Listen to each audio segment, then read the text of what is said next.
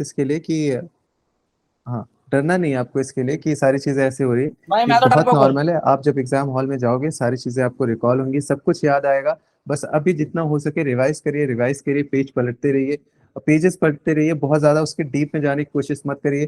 कोई टॉपिक आप देख रहे हो निगेटिव में आ रहा है, कह रहे ये क्या नया टॉपिक, ये तो मैं भूल गई, तो आप उसको जबरदस्ती पढ़ने मत लगिए। ये सोचिए कि शायद यहाँ से नहीं आएगा, इतना बड़ा सिलेबस है, छोटा सा पैराग्राफ आएगा तो ठीक है देख लेंगे, अभी इतना तो पता है पढ़ा था। ऐसे कॉन्फिडेंस दिखाना, ये नहीं कह रहे ये भी नहीं आ रहा वो भी नहीं आ रहा, क्योंकि सिचुएशन ऐसा होता है जैसे आप PT 365 रिवाइज के लिए उठाओगे ना, तो आपको लगेगा सब कुछ नया नया, फिर से क्या पढ़ा था मैंने सब भूल गया। ऐसा नहीं होता, सब याद रहता है, सब याद आएगा वहां पे। अबे और यार चुप कर। परेशान मत होना इन चीजों को लेके कि एकदम सर आप सबको म्यूट हो कर जाओ, दीजिए, पैनिक कर जाओ कि अब क्या बार बार करेंगे क्या डिस्टरबेंस आ होगा, रहा तो है। ये आपको निगेटिव में ले जाएंगे। तो पैनिक बिल्कुल नहीं होना। मैम अगर आप आ गई तो शुरू करते हैं। जितने क्रिकेट वाले हैं, आप जितने एडमिन हो, आप प्लीज इनको रिमूव करके ब्लॉक कर देना, ताकि दोबारा मीट ना अटेंड कर पाए। ये मीट यहाँ पे सर सेशन चल रहा है तो ये हाँ, मैच लगा के बैठे मैंने हुए हैं। हाँ सुनिए, मैंने दो अभी तीन मैंने को उड़ाया है, सबको। आप प्लीज हटा दीजिए। जी सर, मेरी आवाज आ रही है? हेलो, हाँ मैम। ऋचा आवाज आ मैम। रही है मेरी? हेलो। हाँ मैम आ रही है आपकी आवाज। ठीक है, आप मैंने कंटिन्यू कर अभी सकते बाकी सारे लोगों को म्यूट कर दिया है। और ये अमन, आप को होस्ट है, सर आप भी हैं। हेलो। ऐसे न्यूसेंस आए तो इनको ओके सीधे मैम। भगा देना, ठीक है? Okay hello. Ma'am. Okay ma'am. ठीक है। अ, चलिए मैं स्टार्ट कर रही हूँ सेशन को। Hello ma'am. आवाज आ रही है मेरी? बोलिए बोलिए, हेलो। टीना बोलिए। मैम आपकी आवाज सर को नहीं आ रही। हाँ, मेरी आवाज सर को नहीं आ रही, सर का इंटरनेट कनेक्शन थोड़ा वीक चल रहा है, तो सर रिज्यूम कर लेंगे अभी। हेलो। आवाज आ रही थी मेरी? आवाज नहीं आ रही थी क्या बीच में? नहीं, आपकी आपको मेरी नहीं आ रही थी सर। मैं अभी इतनी देर तक बोला, आवाज आई थी। वो सब आई है, हाँ आपकी सर आवाज वो आ रही पूरा है। आ गई सर। ओके ओके ठीक है यस मैम, सर। शुरू करिए फिर। मैं दूसरे फोन से आ ठीक है, जाता हूँ। चलिए ठीक है, स्टार्ट करते हैं सेशन को। तो देखिए, क्यों पढ़ रहे हैं हम इम्पोर्टेंट पर्सनालिटी, क्योंकि बहुत अच्छा तरीका है पूरे मॉडर्न हिस्ट्री को ना जल्दी से रिवाइज करने का। ठीक है। इसमें क्या है, जब मैं PYQs कर रही थी या जब हमने एनालिसिस किया, तो हमने देखा कि 55+ क्वेश्चन जो है ना, वो सीधे पर्सनालिटीज को करने से सॉल्व हो जाते हैं। तो इसीलिए ये काफी हाई यील्डिंग टॉपिक है। इसको स्टार्ट करते हैं। बहुत सारी पर्सनालिटी पढ़ेंगे, इसलिए थोड़ा सा अपना अटेंशन इंटैक्ट करके रखना, ताकि आप सारी पर्सनालिटीज की स्टोरी को ग्रैस्प कर सको। अब अगर जैसे आप पर्सनालिटी पढ़ते हो, तो आपको ना 4 ब्रॉड पिलर्स पे ध्यान देना है। पहली चीज है, कोई भी पर्सनालिटी क्यों बनती है, क्योंकि उसकी एक सेपरेट विचारधारा होती है जो कि उस टाइम के हिसाब से बहुत यूनिक है। ठीक है। तो उसकी एक कोई आइडियोलॉजी है। पहली चीज, पर्सनालिटी की कोई एक आइडियोलॉजी होगी। हो सकता है वो हिंदुत्व को फॉलो करते हैं, हो सकता है वो एक्सट्रीमिस्ट हो सकता है वो मॉडरेट हो सकता है सोशलिस्ट हो, मार्क्सिस्ट हो, so on and so forth. ठीक है। अपनी आइडियोलॉजी को लोगों तक कैसे फैलाएंगे? By the means of media ना। तो उस टाइम पे मीडिया क्या होता था कि या तो आप प्लेस पब्लिश करो, जैसे दीनबंधु मित्रा ने इंडिगो रिवोल्ट के लिए नील दर्पण पब्लिश किया था, या आप कोई बुक्स लिखो, या आप जर्नल्स लिखो, न्यूज़पेपर्स लिखो। ये सब कुछ करके तो क्या होगा, जो बाकी के लोग हैं वो सारी इन्फ्लुएंस होगी, उन तक आपकी आइडियोलॉजी पहुंचेगी। तो हमें दूसरी चीज क्या पढ़नी है कि इनकी रिटन पब्लिकेशन कौन से थे, मास मीडिया क्या था इनका। अब इतने सारे लोग इन्फ्लुएंस हो जाते हैं ना आपकी आइडियोलॉजी से, तो आप इन सबको संगठित करते हो और एक मूवमेंट बनाते हो। तो इन सबका कोई एक मूवमेंट होगा, कोई ऑर्गेनाइजेशन होगा, तो ये थर्ड पिलर है, इस पर हमें ध्यान देना है। ठीक है। तो हमें बेसिकली ये 3 पिलर्स पे ध्यान देना है किसी भी पर्सनैलिटी के। अब आते हैं पहली पर्सनैलिटी पे। आपको स्क्रीन दिख रही है, फॉन्ट दिख रहा है, सब सही है ना? Yes sir. यस मैम सब सही है। ठीक है। तो सबसे पहले आते हैं राजा राम मोहन रॉय पे। तो देखो, इनको ना फादर ऑफ मॉडर्न इंडिया भी कहा गया है और फादर ऑफ बंगाल रेनेसा भी कहा गया है। ठीक है। तो ऐसा क्यों कहते हैं राजा राम मोहन रॉय को? ये एक्चुअली पहले सोशल रिफॉर्मर थे, ऑलमोस्ट कह सकते हैं कि पहले सोशल रिफॉर्मर थे इंडिया की, क्योंकि इन्होंने इंडिया में सबसे पहली बार, स्पेशली बंगाल रीजन में, सोशल रिफॉर्म्स के बारे में बात करी थी। ठीक है। अब ये ऐसा क्यों कर पाए? पहला रीजन था कि ही वॉज अ वेरी अच्छा। लिबरल।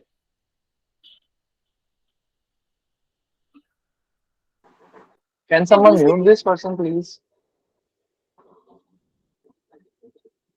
Sorry please. फिर दूसरी चीज ये थी कि ही believed in modern science and reasoning. ठीक है। और तीसरी चीज ये थी कि ही वाज आल्सो पॉलीडाइडैक्ट। पॉलीडाइडैक्ट मतलब कि he was learned in many languages. तो क्या होता था कि एक तो ये क्यूरियस माइंड, ऊपर से मॉडर्न साइंस को सपोर्ट कर रहे हैं, इनका दिमाग खुला हुआ है, इनको मल्टीपल लैंग्वेजेस पढ़नी आ रही है, तो इन्होंने बहुत सारे डिफरेंट रिलीजन के स्क्रिप्चर्स पढ़ना चालू करे। ठीक है, तो जब इन्होंने बहुत सारे स्क्रिप्चर्स पढ़े तो उन्होंने बोला अरे सारी चीजें तो एक ही चीज, सारी रिलीजन एक ही चीज कह रही है। क्या कह रही है? कि there is only one God. तो इनकी पहली फिलोसफी या पहली आइडियोलॉजी बनती है मोनोथीज्म के अराउंड। ठीक है, मैंने आपको बताया कि किसी भी आइडियोलॉजी को स्प्रेड करने के लिए मास मीडिया चाहिए, तो इन्होंने क्या किया, बुक या फिर जर्नल पब्लिश करना स्टार्ट किया। तो इनका पहला जर्नल था गिफ्ट टू मोनोथीस्ट।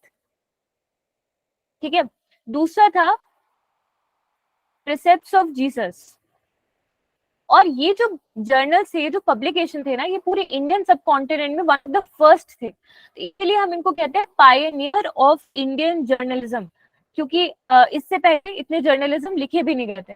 तो ये इनकी दो इंपॉर्टेंट पब्लिकेशन है। ठीक, अब ये जो दो इंपॉर्टेंट पब्लिकेशन है ये लोग पढ़ेंगे, स्पेशली बंगाल के लोग पढ़ेंगे। बंगाल, अच्छा, बंगालियों को इन्फ्लुएंस करने के लिए उन्होंने एक और चीज कही कि जो वेद एंड उपनिषद है ना, वो जनरली संस्कृत में लिखे हुए हैं, तो उनका ट्रांसलेशन किया इन्होंने पहली बार बंगाली लैंग्वेज में। तो जब बंगाली लोगों ने ये सारा मीडिया पढ़ा, ये सारा कम्युनिकेशन तक पहुंचा, आइडियोलॉजी पहुंची, तो वो लोग इन्फ्लुएंस हुए। तो उन सबके साथ मिला के इन्होंने एक बना दिया कैलकाटा यूनिटेरियन सोसाइटी। ठीक है, जो कि थोड़ा बहुत सोशल रिफॉर्म्स को रिव्यू करेगी, उसको एनालाइज करेगी। तो कैलकाटा यूनिटेरियन एसोसिएशन, ठीक है, ये लिखा ही हुआ है 1821 में कैलकाटा यूनिटेरियन एसोसिएशन बनता है। ठीक है, अच्छा, अब एक और चीज होती है कि जब ये लोग राजा राममोहन राय अपना मोनोथीस्ट की फिलोसफी ला रहे हैं, तो बेसिकली ये क्या कह रहे हैं कि there is only one God. Alongside ये भी कह रहे हैं कि जो वेद एंड उपनिषद में एसेंस लिखा हुआ है ना, that will be the guiding force to the Indian people. कि आपको जो फालतू की इतने सारे सोशल रिलीजियस प्रैक्टिसेस बना के रखी हुई है, सती प्रथा चल रही है, ये सब कुछ बकवास है, क्योंकि जो हमारे रिलीजियस स्क्रिप्चर्स है इसको बैक नहीं करते। ठीक है, तो इन्होंने क्या किया कि इनकी फिलोसफी को फर्स्ट एंड फॉरमोस्ट मानने वाले जो ग्रुप ऑफ पीपल है ना, ये लोग सब साथ में आए और इनके साथ इन्होंने कम्युनिटी बनाई जिसका नाम है आत्मीय सभा। तो आत्मीय सभा सबसे पहला ऑर्गेनाइजेशन था राजा राममोहन रॉय का, 1814 में बनता है। उसके बाद फिर थोड़े से ब्रिटिश वगैरह लोग को भी इन्फ्लुएंस करते थे, because he was also Diwan of Bengal, तो इनका थोड़ा एडमिनिस्ट्रेटिव इन्फ्लुएंस भी था।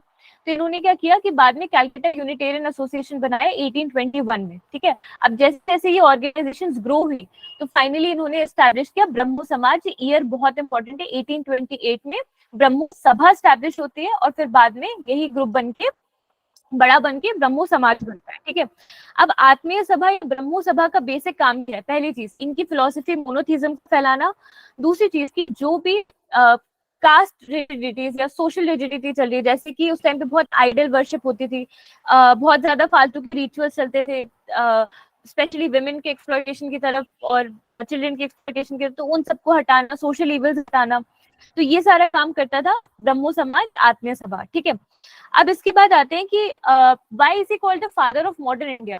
because he established Brahmo Samaj, and Brahmo Samaj, according to a historian, H.C.E. Zakaria, he said that this began the starting point of the reform movement in India, which agitated the entire and awakened the entire modern India. इसीलिए इनको कहा जाता है कि he is the father of modern India.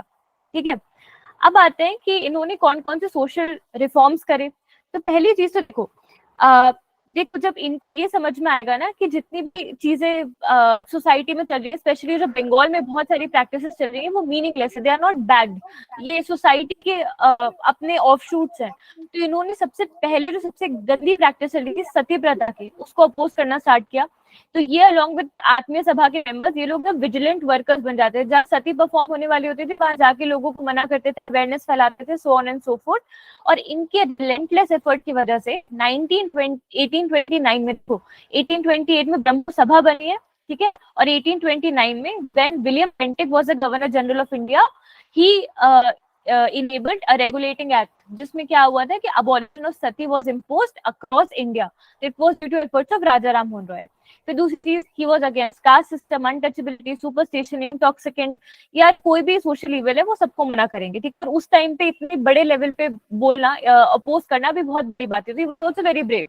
तो not only this, he also caused the abolition of sati, और window remarriage के लिए भी इन्होंने प्रमोट किया था, चाइल्ड मैरिज के लिए इन्होंने अपोज किया, विमेन इलिटरेसी के लिए इन्होंने काम किया, तो इन्होंने बहुत सारे स्कूल्स एस्टैब्लिश किए जहाँ पे विमेन का एडमिशन अलाउ कर दिया गया। ठीक है, अब आते हैं इनके एजुकेशनल एफर्ट्स की तरफ। ठीक है, तो देखो ये सबसे पहले एक बात समझ गए थे कि जब तक आप वेस्टर्न साइंसेस नहीं पढ़ोगे आपको idea of liberty, fraternity, equality समझ में नहीं आएगा। तो ही वाज वन समझ ऑफ में आएगा, जरूरत नहीं है western science. Fuck you. Sir, kindly remove him, sir. He is disturbing.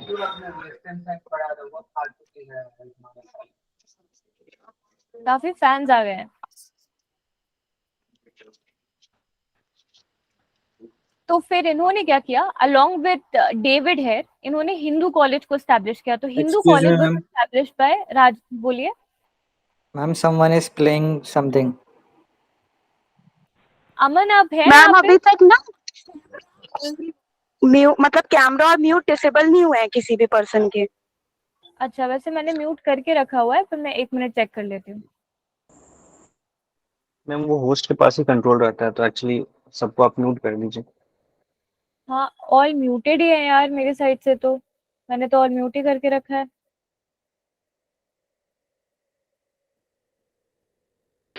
आगे से कोई इश्यूज हो ना तो उस मेंबर का नाम खाली चैट में डाल दीजिएगा, मैं रिमूव कर दूंगा। जी ओके।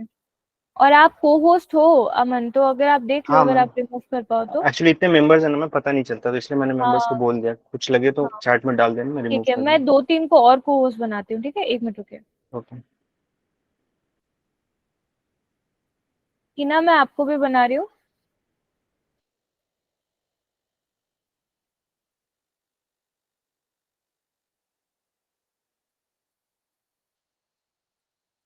और श्वेता, श्वेता को भी बना देती हूँ।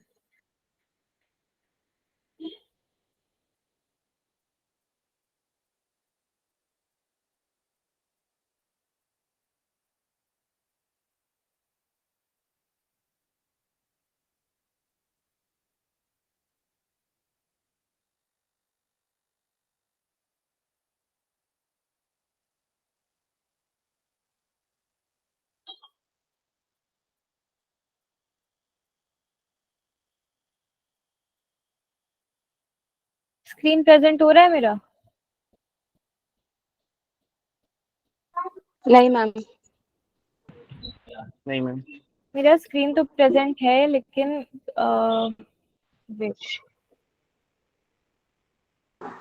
Screen is visible ma'am. Screen visible है? यस, राजा राम मोहन रॉय। ठीक है, ठीक है, चलिए स्टार्ट करते हैं। तो इन्होंने ना एजुकेशनल एफर्ट्स में क्या क्या किया, एक तो हिंदू कॉलेज बनवाया। Hindu college basically David Hare और अलेक्जेंडर डफ ने बनाया था, इन्होंने उसको सपोर्ट किया था। और जैसे आपको पता है कि हेलो एक मैम, act आया था। हाँ सर बोलिए। स्क्रीन विजिबल नहीं है। विजिबल कैसे विजिबल है नहीं आप मैम। फिर कर? से आइए। मैम के Visible कन्वर्सेशन को है, पिन कर पिन दोगे ना नहीं है। तो स्क्रीन हाँ विजिबल देखेगा। Ma'am screen is exactly visible. मेरे जो मेरी स्क्रीन है उसको आप लोग पिन करिए, और मैं एक साइड से अपना ये चेक करती हूँ, कुछ लेआउट चेंज हो सकता है तो। सही है मैम, ऐसे ही कंटिन्यू कीजिए आप।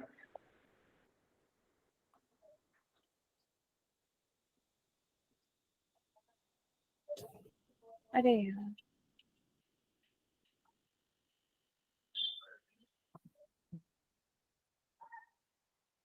अब दिख रहा है? Yes sir.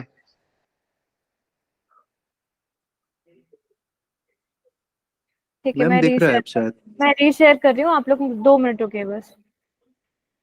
नहीं दिख रहा यार, कुछ को दिख रहा है कुछ को नहीं दिख रहा। पिन करिए आप सारे लोग स्क्रीन को। दो दो आईडी है, एक पे दिख रहा है एक पे नहीं दिख रहा।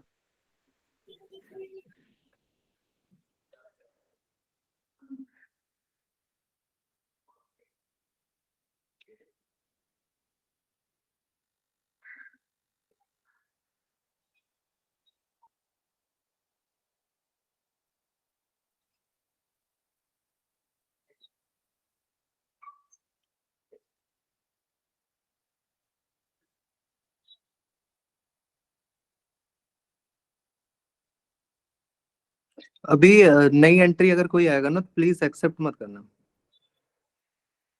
अभी स्क्रीन दिख रही है ना? यस मैम, दिख ठीक रही है, है। यस मैम, दिख रही है। चलिए। Yes. तो इन्होंने एक तो पहली चीज हिंदू कॉलेज को स्टैब्लिश कराया। तो मैं आपको बता रही थी कि 1813 का एक एक्ट था, उसमें क्या हुआ था कि 1 lakh rupees for the first time sanction हुए थे एजुकेशन के लिए। तो ये हेविली अंडर यूटिलाइज था, कोई यूटिलाइज नहीं कर पा रहा था। तो हिंदू कॉलेज और जो Raja Ram Mohan Roy, he was one of the first जो कि ये पैसे को यूज करके कुछ स्कूल्स एस्टैब्लिश कर पाए थे। तो एक तो हिंदू कॉलेज हो गया, दूसरा इन्होंने अपना खुद का एंग्लो हिंदू स्कूल खोला 1822 में। इसमें भी वेस्टर्न साइंसेस के साथ इंडियन कल्चर पढ़ाया गया। और तीसरा जो बहुत इंपॉर्टेंट है, वेदांता कॉलेज 1825 में स्टैब्लिश किया राजा राम मोहन रॉय ने। 3 एजुकेशन इंस्टीट्यूट आपको ध्यान रखने हैं। और बाकी देखिए इनके और भी बहुत सारे एफर्ट्स हैं, जैसे कि इनको अच्छा राजा क्यों कहते हैं, क्योंकि जो मुगल एम्परर थे अकबर II, उनकी तरफ से ये डिप्लोमेट थे, एम्बेसडर थे ब्रिटिश कोर्ट में। तो ये वहां जाते थे, काफी पर्सुएसिव थे। तो इसीलिए अकबर जब ये जा रहे थे मुगल एम्परर की बात रखने, तो इन्होंने एक टाइटल दे दिया था कि ठीक है आप हमारी तरफ से तो राजा ही हो, ठीक है। तो ये टाइटल दे दिया गया था इनको। और इनके और भी बहुत सारे एफर्ट हैं यार, जैसे अब वहां पे क्या चलेगा, जमींदारी सिस्टम चलेगा वेस्ट बंगाल में। तो ये उसको भी अपोज करेंगे। ये बोलेंगे कि जो एग्रीकल्चर मिजरीज है उसको हटाने का तरीका क्या है कि एक जो मैक्सिमम मतलब जो आपकी रेंट सीलिंग चल रही है उसका एक मैक्सिमम सीलिंग फिक्स कर देना चाहिए, ठीक है। फिर इन्होंने उस टाइम पे कह दिया था कि एग्जीक्यूटिव एंड जुडिशरी को सेपरेट रखना चाहिए। उस टाइम पे कहा था 200 साल पहले। अभी article 50 of Indian constitution DPSP के अंडर ये प्रोविजन है, ठीक है। अब पीवाईक्यू देख लेते हैं कि in collaboration with David Hare and Alexander Duff who established Hindu college at Calcutta. Answer क्या है, राजा राम मोहन रॉय, ठीक है। Next personality another Bengali, Bankim Chandra Chatterjee, okay. अब देखिए ये भी 1838 में बॉर्न हुए थे वेस्ट बंगाल में, नॉर्थ परगनास में। वो सब इतना इंपॉर्टेंट नहीं है, इंपॉर्टेंट ये है कि इनका ना एक एडमिनिस्ट्रेटिव करियर था। बोलिए क्या हो रहा है आज ये? सबको म्यूट कर दीजिएगा। अभी सब लोग म्यूट हैं, फिर भी पता नहीं।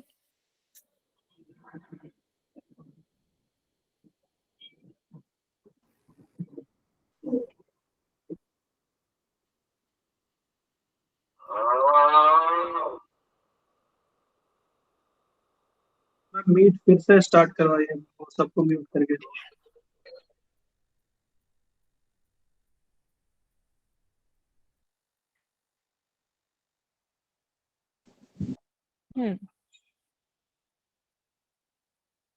कोई बात नहीं अस्मिता, ऐसे आ जाते हैं, कोई बात नहीं, हम पढ़ाई करेंगे ना, जाने एक दो। मिनट मैं म्यूट करता हूँ, एक सेकेंड। हाँ एक्सेप्ट मत करना, अब कोई नया आता है। 1 मिनट आप लोग अनम्यूट करिए। अनम्यूट हो रहे हो आप? यस हो रहे हैं अनम्यूट। अनम्यूट हो रहे हो आप? नहीं हो रहे ना? यस सर, हो रहे हैं सर अनम्यूट। जो एडमिन है उनको छोड़ के होस्ट के अलावा कोई हो रहा है? हाँ चलो मैम, अब शुरू करो। ठीक है। तो देखिए ये इन्होंने ना अपना career as an administrator start किया था। डिप्टी कलेक्टर थे कैलकाटा के, तो कैलकाटा के इश्यूज को ज्यादा बेहतर समझते थे। तो इवेंचुअली इन्होंने क्या किया, लिखना स्टार्ट किया। तो सबसे पहली जो नॉवेल इन्होंने प्रोड्यूस करी थी वो थी आनंद मठ। आनंद मठ किसके बैकड्रॉप में थी, सन्यासी रिबेलियन के। अच्छा एक और क्वेश्चन आपसे पूछा जा सकता है कि एक ऑथर थे चार्ल्स डिकेंस, ठीक है, चार्ल्स डिकेंस। इन्होंने भी एक किसी इंडियन रिवोल्यूशन के बारे में अपनी बुक में लिखा हुआ है। तो वो कौन सा रिवोल्यूशन था, तो वो सन्यासी रिबेलियन ही था, ठीक है। तो सन्यासी रिबेलियन के बारे में इन्होंने बात करी थी। यहाँ पे सन्यासी कौन थे, 10 नामी सन्यासी थे जो कि हिंदूज भी थे और मुस्लिम्स भी थे। और इनको ना ब्रिटिश ने प्रोहिबिट कर दिया था कि ये अपनी होली प्लेसेस को विजिट कर पाए। इस वजह से इन्होंने under the leadership of Bhavani चरण मिश्रा इन्होंने रिवोल्ट कर दिया था। और इसी रिवोल्ट के बारे में आनंद मठ में लिखा हुआ है। आनंद मठ का इन्फ्लुएंस ये था कि जो इंडिया का नेशनल सॉन्ग है वंदे मातरम, वो सबसे पहले स्टार्ट हुआ था यूज होना 1905 के रिवोल्ट में, जब पार्टीशन ऑफ बंगाल अनाउंस हुआ था। तो एंटी पार्टीशन स्ट्रगल में ये बहुत बड़ा मोटिवेटिंग फैक्टर था। नॉट ओनली दैट, ये अभी इंडिया का नेशनल सॉन्ग है, ठीक है। दूसरी इन्होंने मैगजीन पब्लिश करी बंगा दर्शन। तो बंगा दर्शन जैसे नाम बता रहे हैं कि जो बंगाली आइडेंटिटी है उसको रोबस्ट बनाने के लिए, लोगों में एक सेंस ऑफ नेशनलिज्म प्रोड्यूस करने के लिए ये मैगजीन पब्लिश करी गई। उसके को एडिटर रविंद्रनाथ टैगोर को बनाया गया। ठीक है, रविंद्रनाथ टैगोर ने अपनी पहली नॉवेल चोकर बाली इसी बुक में पब्लिश करी थी, और इस बुक में भी जो भी पब्लिकेशंस वगैरह थी ये सारे भी एंटी पार्टीशन स्ट्रगल में लोगों को मोटिवेट करने के लिए बहुत हेल्पफुल था। अब इस मैगजीन से क्या आते हैं, तो इस मैगजीन से आते हैं रविंद्रनाथ टैगोर की poem Amar Sonar Bangla, which has now become the national anthem of Bangladesh. ठीक है, तो ये दोनों चीजें आपको ध्यान रखनी है। और अब बंकिम चंद्र चटर्जी मोस्टली इंपॉर्टेंट इसलिए है बिकॉज इन्होंने, ये बहुत बढ़िया लिटरेटर है, इन्होंने बहुत सारी लिटरेरी पब्लिकेशन करी है, तो हमें वही पढ़ना पड़ेगा। तो एक तो आपको याद रखना आनंद मठ, फिर बंगा दर्शन, फिर कपाल कुंडल, फिर देवी चौधरानी, ये क्वेश्चन यूपीएससी ने पूछा हुआ है। ठीक है, देवी चौधरानी, फिर बिश ब्रिक्षा और चंद्रशेखर, ये चार आपको याद रखना है अलोंग साइड आनंद मठ और बंगा दर्शन। तो अब देखिए आपको ये क्वेश्चन पीवाईक्यू का हम सॉल्व करके देखते हैं कि दयानंद सरस्वती एस्टैब्लिश्ड आर्य समाज। अभी आगे के सेशंस, मतलब आगे के पर्सनालिटीज में देखेंगे दयानंद सरस्वती पढ़ते वक्त। फिर दीन बंधु मित्र रोट नील दर्पण, बंकिम चंद्र चट्टोपाध्याय रोट आनंद मठ। तो आनंद मठ इन्होंने कब पब्लिश किया था, 1882 में। ठीक है, और फाइनली जाके 1905 में ये फेमस हुई थी, तो ये चीज आपको ध्यान रखनी है। और 1872 में बंगा दर्शन आई थी, तो पहले मैगजीन पब्लिश करी थी, जब मैगजीन फेमस हो गई तो उन्होंने नॉवेल पब्लिश करी 1882 में। ठीक है, चलिए नेक्स्ट पर्सनालिटी पे आते हैं, ये भी बंगाली है, औरबिंदो घोष। इनको हम कैसे याद रखते हैं कि ये हमारी फ्रीडम स्ट्रगल के रिवोल्यूशनरी लीडर थे, बट ना ये काफी डाइवर्स पर्सनालिटी है। ये ना सिर्फ रिवोल्यूशनरी लीडर थे, बट ये बंगाल के पोएट भी थे, फिलोसोफर भी थे और रिवोल्यूशनरी भी थे। मतलब ये बंदूक चलाना भी जानते थे और बाद में सब कुछ छोड़ के स्पिरिचुअल जर्नी की तरफ चले गए। तो ये एक तरीके से प्रॉफिट कहे जाते हैं इंडियन नेशनलिज्म के।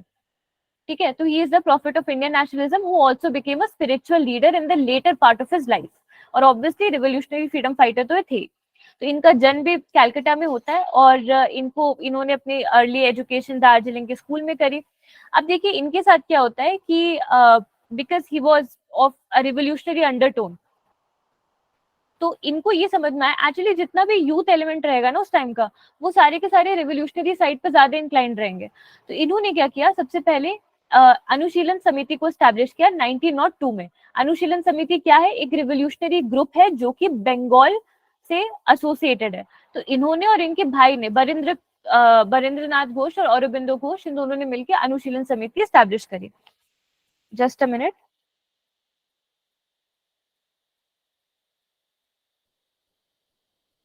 अच्छा, इनके बारे में एक और बात ये थी कि इन्होंने, मतलब he was a very bright person, तो इन्होंने क्या किया था कि at the age of 22 civil services का एग्जाम क्रैक कर लिया था उस टाइम पे, लेकिन ये प्रोबेशन में नहीं गए थे क्योंकि इनको लग रहा था कि लोगों को डायरेक्टली सर्व करना बेटर है as compared to British government को सर्व करना। तो इन्होंने फिर वो छोड़ दिया, रिवोल्यूशनरी अंडरटोन अडॉप्ट करी और फिर इन्होंने अनुशीलन समिति को स्टैब्लिश किया। ठीक है, अब इसके बाद देखते हैं कि अच्छा अनुशीलन समिति, मैंने आपको बताया था कि there are 2 phases of revolutionary activity, एक तो 1907 से 17 तक चली है।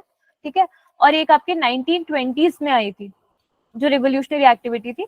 तो 1920s वाली जो थी, स्पेशली जब नॉन कोऑपरेशन कॉल ऑफ हो गया था, तो 1924 स्पेसिफिकली से स्टार्ट हुई थी। तो अनुशीलन समिति दोनों फेजेस में एक्टिव है, तो ये भी आपको ध्यान रखना है। अब इसके बाद क्या होता है कि ही was a part of Alipur conspiracy case. तो अनुशीलन समिति एक कॉन्स्पिरेसी प्लान करती है अलीपुर में, which is in Bangladesh, current Bangladesh. तो अलीपुर कॉन्स्पिरेसी केस में 4 लोग होते हैं, एक तो औरबिंदो घोष और उनके भाई, और एक है प्रफुल्ल चंद्र चाकी और खुदीराम बोस। ठीक है, ये लोग क्या करते हैं, प्लान करते हैं कि जो मुजफ्फरपुर का मैजिस्ट्रेट आएगा ना, तो उसको हम बॉम्ब से उड़ा देंगे ताकि लोगों में दहशत फैल जाए कि इंडियंस ऐसे वीक और दुर्बल टाइप के नहीं है, हम जाके लोगों पे अटैक भी कर सकते हैं अगर बात ना मानो तो अनफॉर्चुनेटली क्या होता है कि मुजफ्फरपुर का मैजिस्ट्रेट तो बच जाता है, लेकिन उनके साथ की जो 2 फीमेल लेडीज अकंपनी करी होती है ना, वो मर जाती है। तो इसको पहला स्टेट ट्रायल, इसको पहला attack, first official attack on state authority declare कर दिया जाता है। और इसके पनिशमेंट में जो प्रफुल्ल चंद्र चाकी और खुदीराम बोस है, इन दोनों को तो हैंग कर दिया जाता है। इनके भाई बरिंद्रनाथ घोष को भी बेसिकली लाइफ सेंटेंस दे दी जाती है, और समहाउ औरबिंदो घोष बच जाते हैं क्योंकि उनके खिलाफ जो ट्रायल्स हैं वो डिक्लेयर नहीं हो पाते, तो ये बच जाते हैं।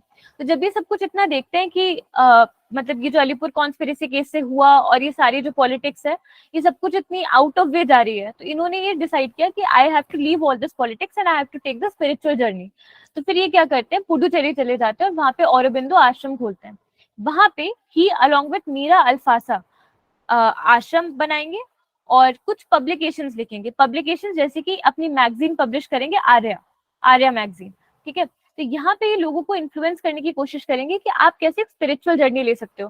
तो देखो, जैसे हम बुद्धिज्म के लिए पढ़ते हैं कि निर्वाण हो गया, जैनिज्म के लिए हम पढ़ते हैं कैवल्य ज्ञान प्राप्त हो गया, ऐसे औरबिंदो घोष का अल्टीमेट एम क्या रहेगा, स्पिरिचुअल जर्नी का अल्टीमेट एम है कि to make a normal human life a divine life. तो ये जो कीटम है, ये आपको ध्यान रखना है, ये ऐसे कोई नॉर्मल वर्ड नहीं है, मतलब ये उनका फिलॉसफी था, spiritual philosophy of Aurobindo Ghosh was to attain divine life. अब डिवाइन लाइफ कैसे करेंगे, जैसे बुद्धिज्म में आपके पास अष्टांग मार्ग है, ठीक है, आपके पास पंच महाव्रत है जैनिज्म में, ऐसे ही इनके केस में there are 3 ways to attain the divine life. तो वो क्या क्या है कि एक तो आपके पास करेक्ट नॉलेज होना चाहिए, correct knowledge, then correct devotion होना चाहिए एंड करेक्ट वर्क एथिक होना चाहिए। तो ये सब आपको ध्यान नहीं रखना, बस ये डिवाइन लाइफ आपको ध्यान रखना है कि किसकी स्पिरिचुअल फिलोसफी थी। अब इसी को प्रमोट करने के लिए इन्होंने मैगजीन्स कौन सी पब्लिश करी, एक तो आर्या और एक का नाम था द डिवाइन लाइफ, एक का नाम डिवाइन लाइफ ही था, ठीक है। तो ये क्वेश्चन यूपीएससी पूछ चुका है, इसलिए हम आपको बता रहे हैं। अब क्या हुआ कि जब ये बहुत ज्यादा फेमस बन रहे थे, जैसे क्या हुआ कि जब पार्टीशन ऑफ बंगाल स्टार्ट हुआ तो हमें पता है कि एक्सट्रीमिस्ट लीडर बहुत फेमस हो गए थे। Although partition was led officially by Congress was dominated by moderates, लेकिन फिर भी जो एक्सट्रीमिस्ट थे वो काफी ज्यादा फेमस हो गए थे क्योंकि उनकी मास अपील थी। तो औरबिंदो घोष भी बहुत फेमस हो गए, तो इनको कांग्रेस ने बुलाया, औरबिंदो घोष को कांग्रेस ने बुलाया, और ये जब कांग्रेस को ज्वाइन करते हैं इन द ईयर ऑफ 1907, तो तब क्या हो रहा है 1907 में, क्या हो रहा है, सूरत सेशन हो रहा है। सूरत सेशन में ऑलरेडी माहौल ऐसा है कि एक्सट्रीमिस्ट वर्सेस मॉडरेट चल रहा है। तो अब आप बताओ कि ये किसका साइड लेंगे, ये यंग लीडर है, रिवोल्यूशनरी अंडरटोन के हैं, तो ऑब्वियसली ये एक्सट्रीमिस्ट का साइड लेंगे, ठीक है। तो ये क्या करते थे, एक्सट्रीमिस्ट को सपोर्ट करते थे, मॉडरेट्स को अपोज करते थे। अपोज करने के लिए इन्होंने एक बुक पब्लिश करी जिसका नाम था न्यू लैम्प्स फॉर ओल्ड, और ये क्वेश्चन भी यूपीएससी ने पूछा है, ठीक है। तो न्यू लैम्प्स फॉर ओल्ड कौन करेगा, औरबिंदो घोष करेंगे। किसके लिए करेंगे, to oppose the old politic tactics of moderates, ठीक है। और न्यू लैम्प्स किसको बोलेंगे, जो नए लीडर्स है, जो यंग लीडर्स है, रेवोल्यूशनरीज है, ठीक है। अब जब ये रिवोल्यूशनरी एक्टिविटी को स्प्रेड कर रहे थे, तो अब मैंने आपको बताया कि इनको कोई पब्लिकेशन की जरूरत होती है, तो पब्लिकेशंस में इन्होंने जुगांतर पत्रिका में आर्टिकल्स लिखे। जुगांतर ग्रुप इनका खुद का नहीं है, तो जुगांतर की जो पत्रिका है उसमें ये आर्टिकल पब्लिश करेंगे, खुद पूरा पब्लिकेशन नहीं करेंगे इनके। और जैसे क्या था कि अनुशीलन समिति एक पैम्फलेट बांटती थी, एडवर्टीजमेंट टाइप का, तो उसमें ये आर्टिकल्स लिखते थे।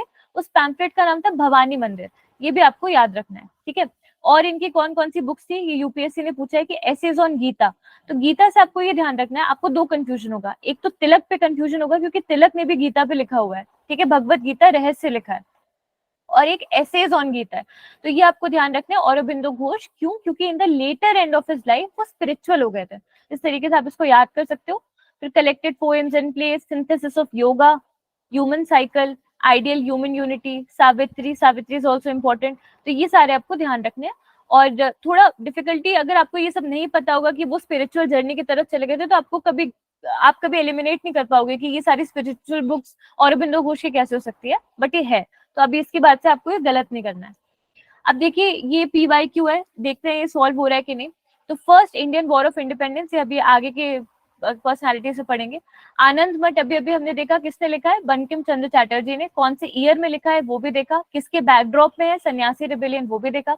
लाइफ डिवाइन, ये बुक किसकी है, तो किसकी बुक होगी डिवाइन लाइफ वाली, औरबिंदो घोष की, ठीक है। ये हो गया हमारा। अब नेक्स्ट पर्सनालिटी है दादा भाई नारोजी। ये न्यूज में इसीलिए थे क्योंकि अभी जो लास्ट ईयर था ना, इट मार्क्ड 130th एनिवर्सरी जब इनका इलेक्शन हो गया था एज अ ब्रिटिश MP, मतलब ब्रिटिश हाउस ऑफ कॉमन में ये पहले एशियन, ना सिर्फ इंडियन बट पहले एशियन बने थे जो कि ब्रिटिश MP बने। अभी ऋषि सोनक बने तो हमें कितनी खुशी होगी, बट इतने साल पहले ब्रिटिश MP बन गए थे। तो ये MP कैसे बने, MP मतलब कि बहुत ज्यादा इन्फ्लुएंशियल होंगे। इन्फ्लुएंशियल इसलिए इतने ज्यादा थे क्योंकि ये ना सिर्फ एक बहुत लर्नेड स्कॉलर थे, बट बहुत इफेक्टिव और सक्सेसफुल बिजनेसमैन थे, ठीक है। और इनके डिप्लोमेटिक टाइज भी बहुत स्ट्रॉन्ग थे, जिसकी वजह से इंडिया में भी बहुत इफेक्टिव पॉलिटिशियन बन गए थे, ठीक है। अब इनका ये एक एक पर्सनैलिटी ट्रेट हम डिस्कवर करेंगे। इनको क्या कहते हैं, grand old man of India और unofficial ambassador of India. Why? Because he was elected in British House of Commons to address to put forward the Indian grievances. ठीक है, अब सबसे पहले देखते हैं कि how is he a good scholar. तो देखो, सबसे पहली बात तो उस टाइम पे इंडिया में जो ड्रेन ऑफ वेल्थ चल रहा था ये किसी ने एक्सपोज नहीं किया था। क्यों? क्योंकि किसी ने रिसर्च ही नहीं किया था, कोई खुद ही इतना पढ़ा लिखा नहीं था। तो इन्होंने बहुत सारी रिसर्च बैक स्टडीज पब्लिश करना स्टार्ट करी।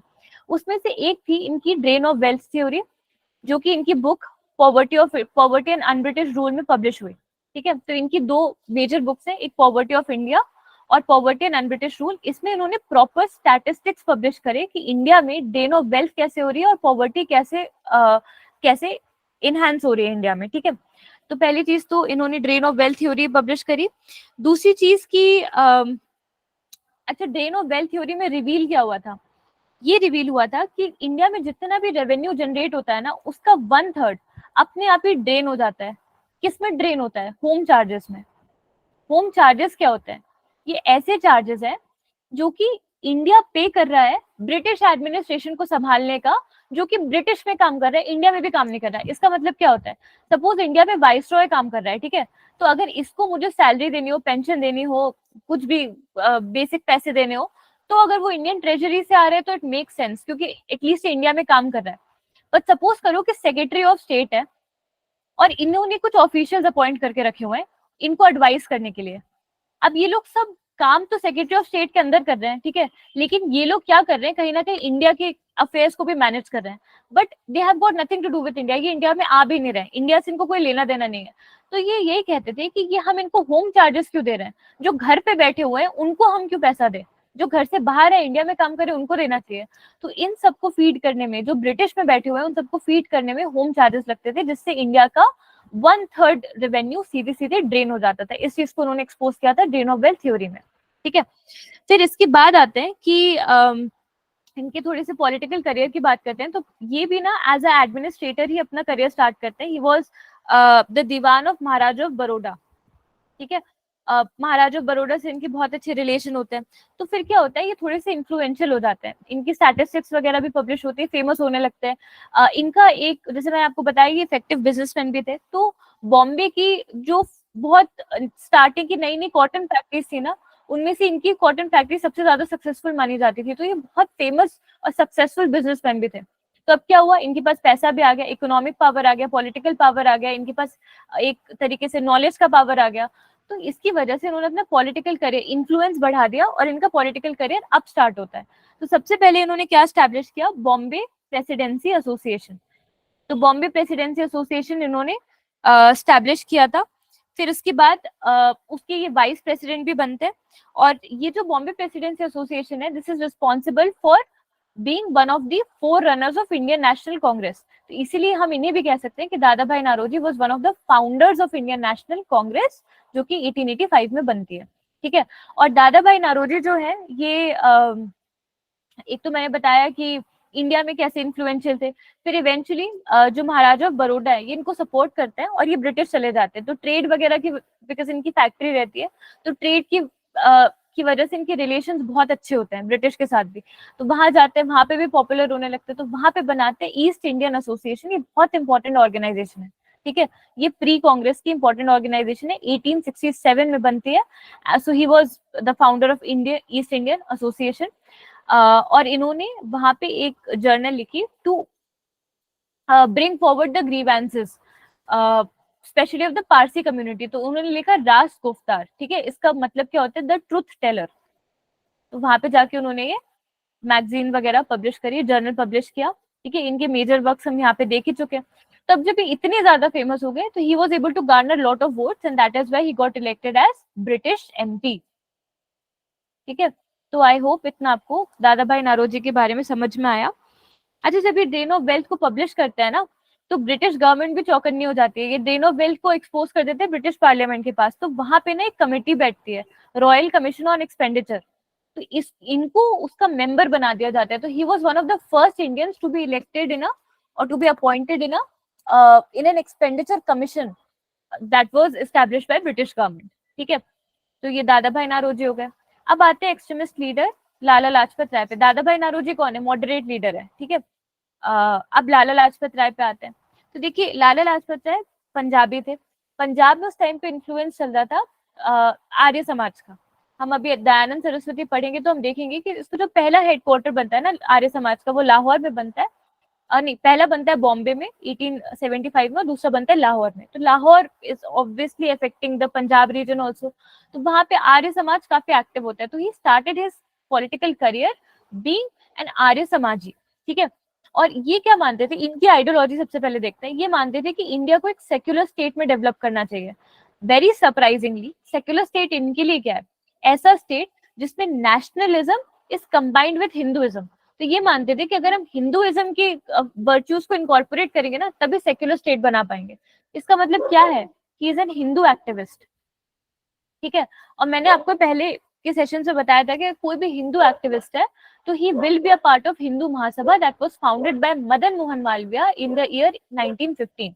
सो he was also one of the members of Hindu Mahasabha being an Hindu activist, ठीक है। अब इनको जाना कैसे जाता है कि he is a part of trio of Lal Bal Pal who are the famous extremist leaders, ठीक है।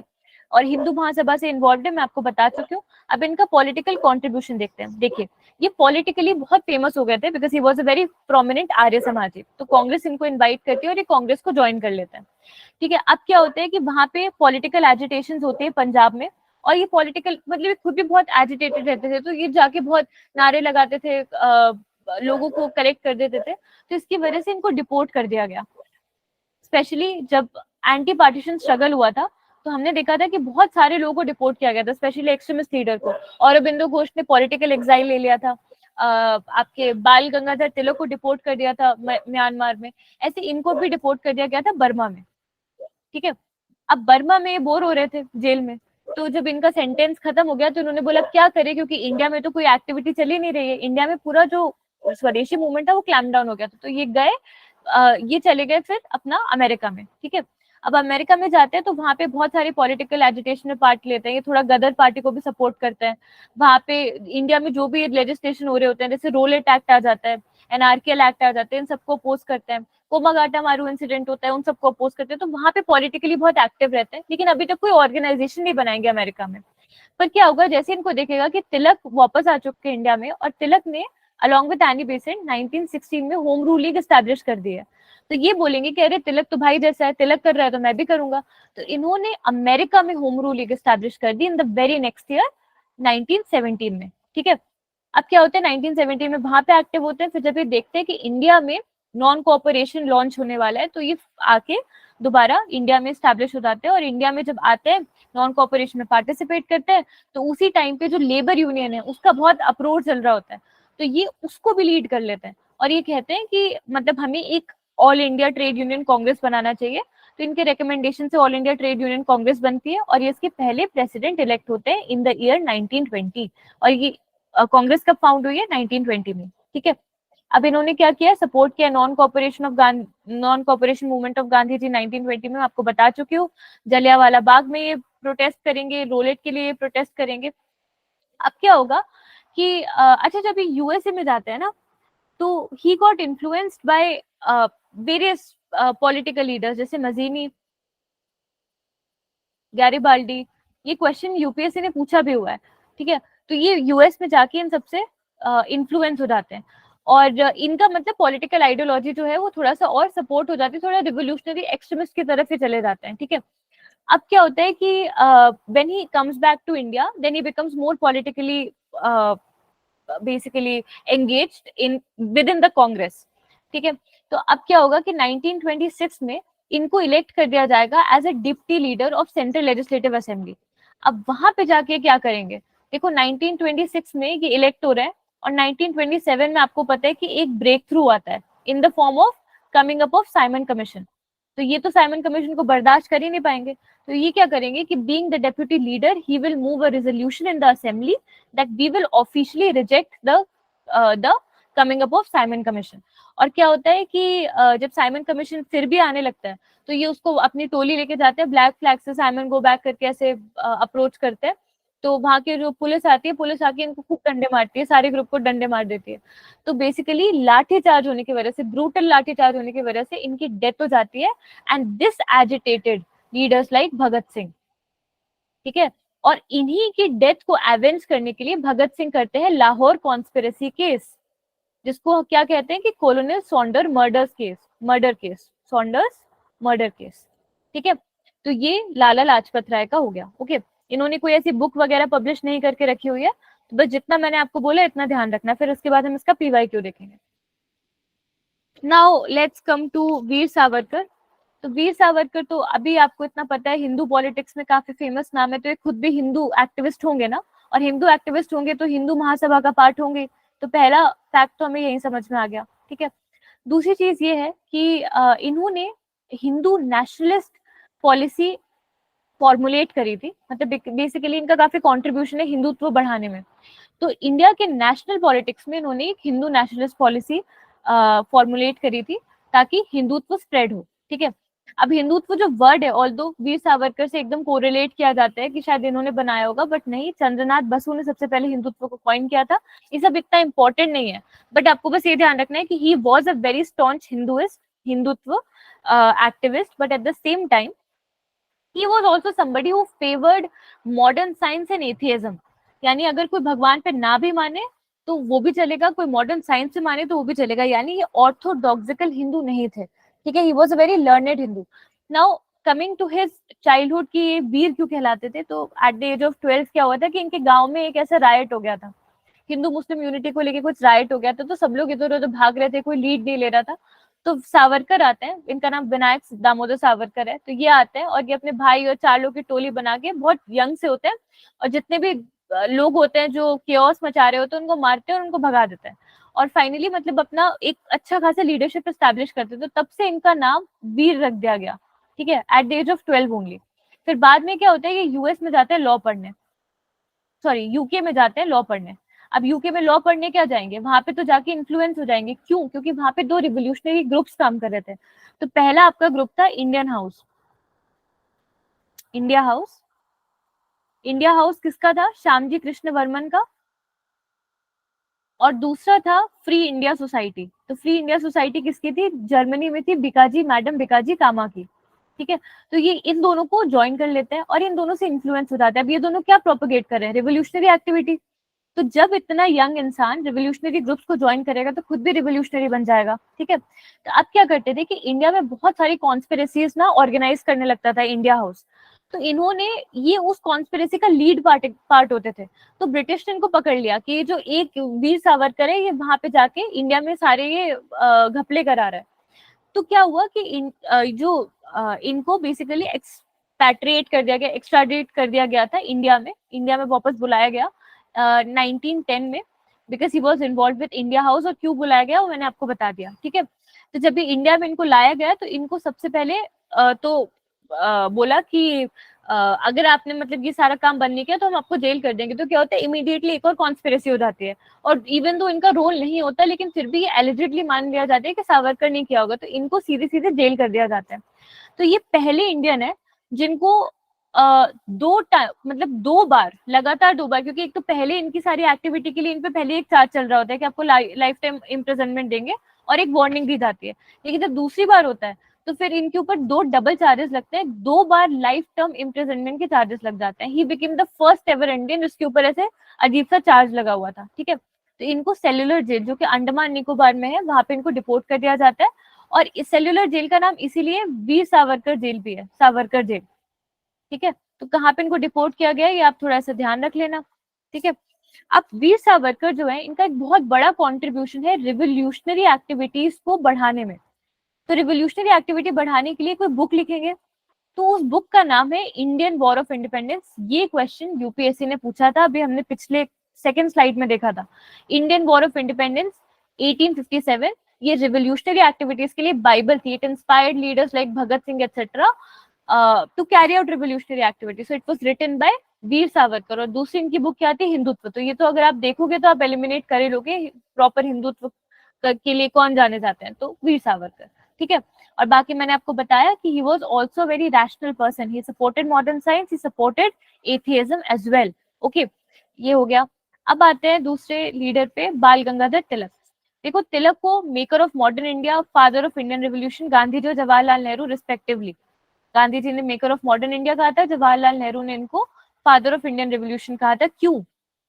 क्योंकि ही वाज अमंग द फर्स्ट जिन्होंने मास एजिटेशन स्टार्ट किया था, स्पेशली महाराष्ट्र रीजन में। तो कैसे स्टार्ट किया था? देखो, सबसे पहली बात तो ये है कि, जस्ट अ मिनट, हाँ।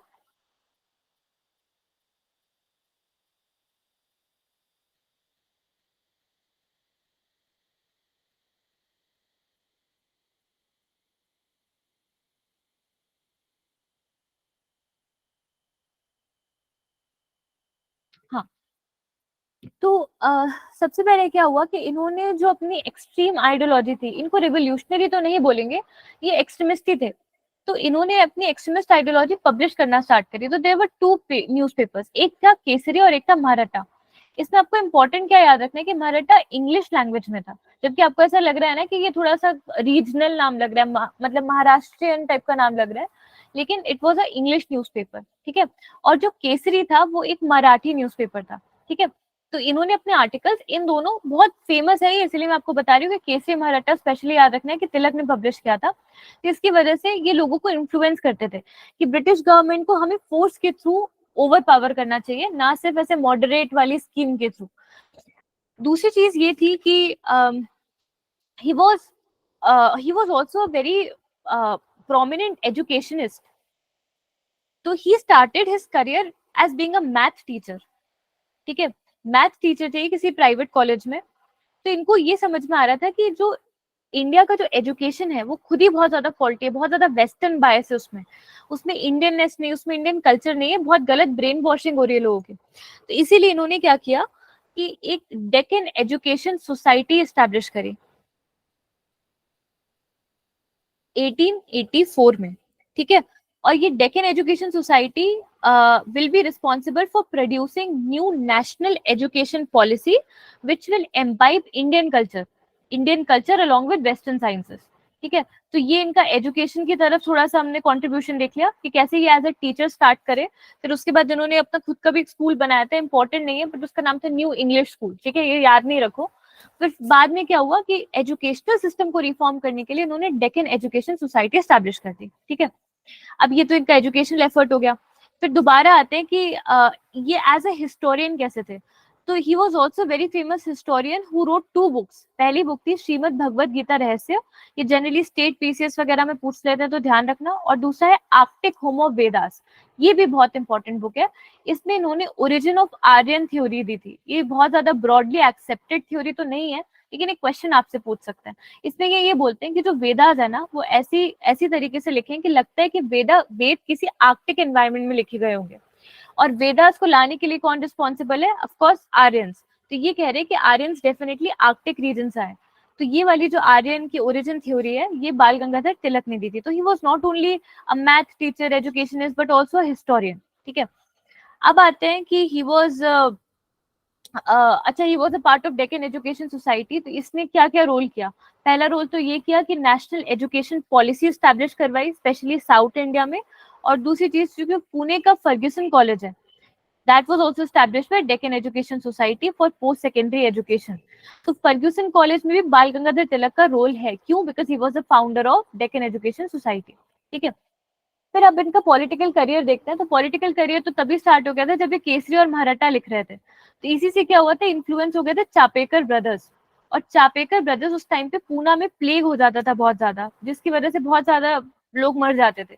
तो चापेकर ब्रदर्स गए और जो पूना का प्लेग कमिश्नर था ना, जिसका नाम था जनरल रैंड, इनको शूट कर दिया, इनको असैसिनेट कर दिया गया था। एंड इसकी वजह से बाल गंगाधर तिलक को जेल हुई थी। Why? Because he was alleged that he has enticed Chapekar brothers to kill the plague commissioner of Poona, ठीक है। तो यहाँ से इनका करियर स्टार्ट होता है। बट ये इनका करियर, पॉलिटिकल करियर हाइट्स तब देखता है जब स्वदेशी मूवमेंट स्टार्ट होता है, anti partition struggle of 1905 start होता है, ठीक है। तो यहाँ पे ये बेसिकली बोलते हैं, लोगों को, सबको ऑर्गेनाइज करते हैं, कहते हैं कि बॉयकॉट करो फॉरेन गुड्स को।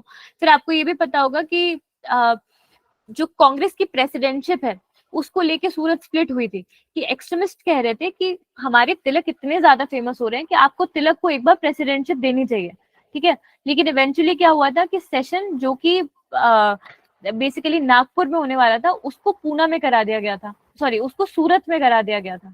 तो सूरत में कराने से क्या हुआ कि तिलक अल्टीमेटली डिस्क्वालीफाई हो गए। क्यों डिस्क्वालीफाई हो गए? क्योंकि जो पूना सॉरी जो सूरत और गुजरात और महाराष्ट्र का रीजन है, ये पूरा रीजन एक ही यूनिट था तब उस टाइम पे, ठीक है।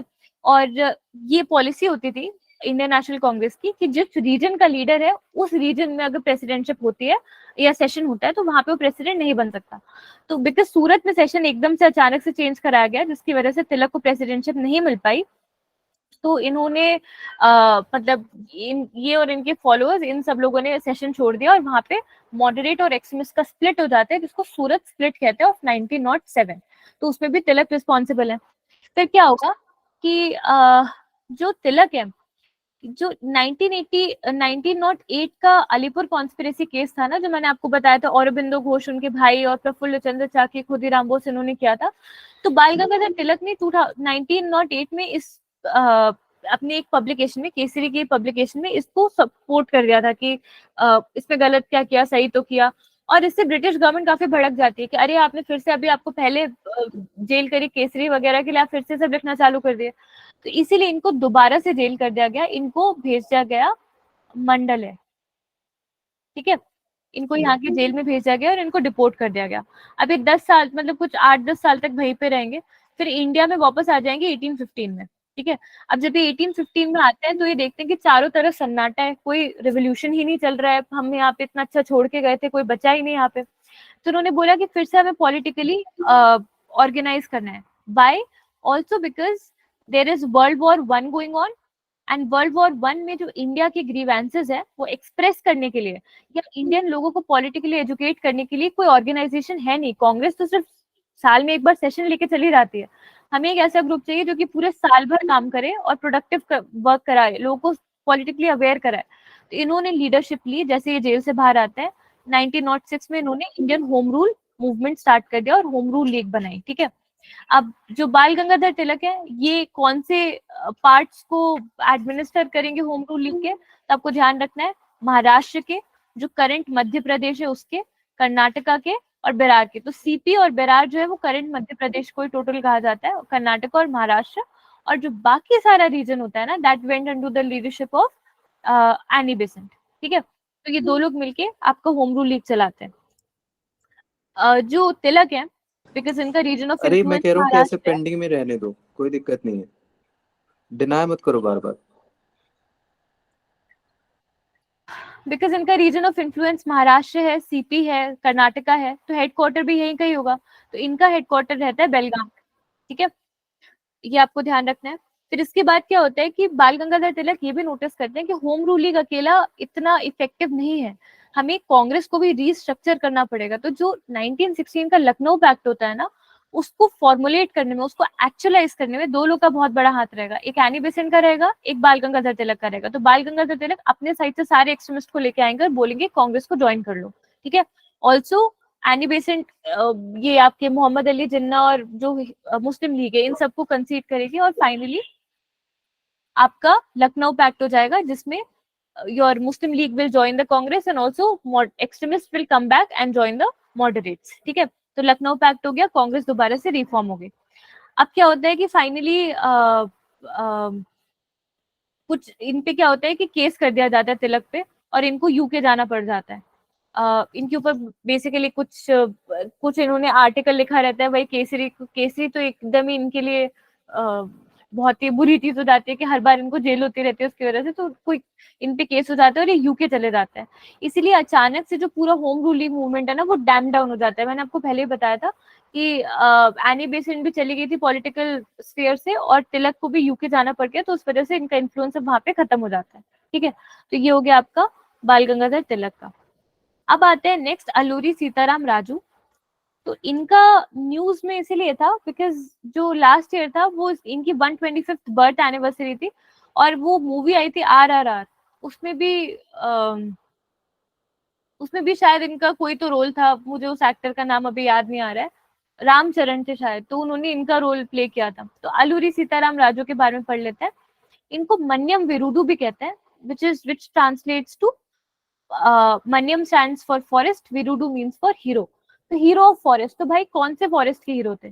तो क्या हुआ, आंध्र प्रदेश जो रीजन है उस टाइम पे ये मद्रास प्रेसिडेंसी था, यहाँ पे दो रीजन थे, एक था आपका रंपा और एक था गुडेम रीजन। तो यहाँ पे बहुत ज्यादा फॉरेस्ट हुआ करता था। अब फॉरेस्ट होंगे तो डेफिनेटली बहुत सारे ट्राइबल्स भी होंगे, ठीक है।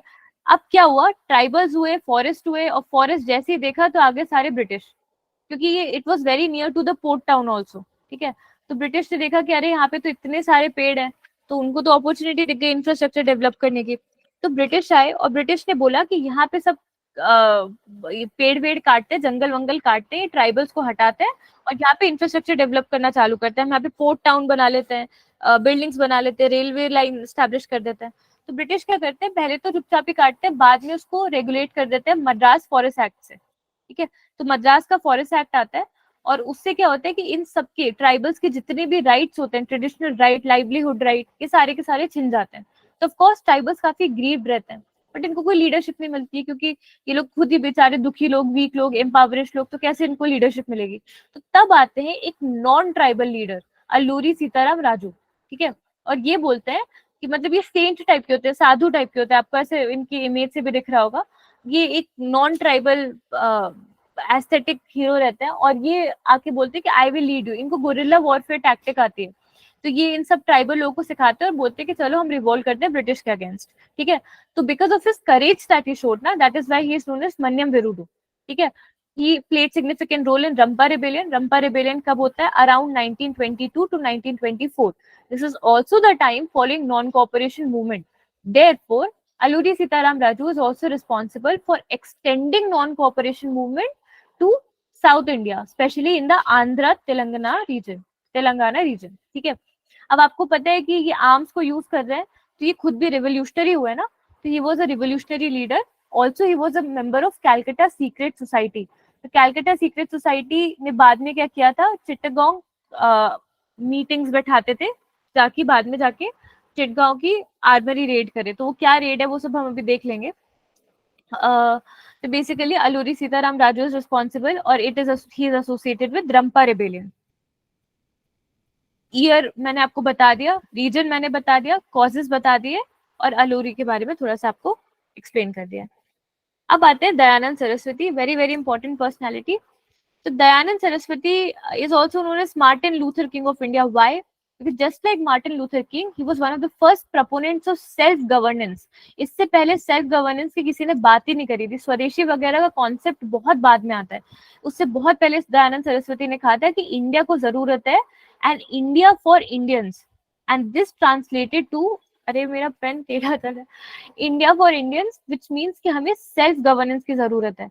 Because he was one among the pioneer ना, इसीलिए इनको कहा जाता है Martin Luther King of India, क्योंकि मार्टिन लूथर किंग भी सेल्फ गवर्नेंस के पायनियर है, डिमांड करने वाले, ठीक है। तो he was the first, he is credited to be the first person to use the term Swaraj, which translates to India for Indians, in the year 1876। This is after he has established Arya Samaj. अब आप इनको देखो, ये काफी आपको साधु type के दिख रहे हैं, तो ये साधु कैसे बन गए?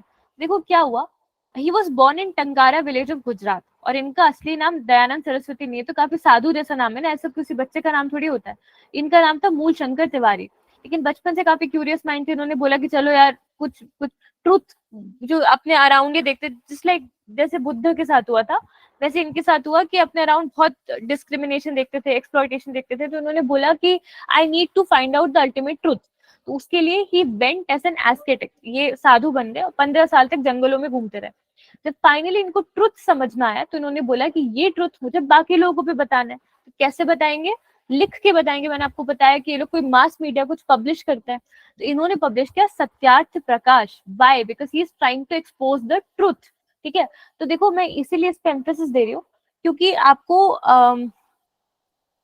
अच्छा वो मैं आपको नेक्स्ट मैं बताऊंगी। अभी आप सत्यार्थ प्रकाश ध्यान रखिए कि because he is trying to lay focus on satya, ठीक है, because he himself discovered truth and so he will publish Satyarth Prakash.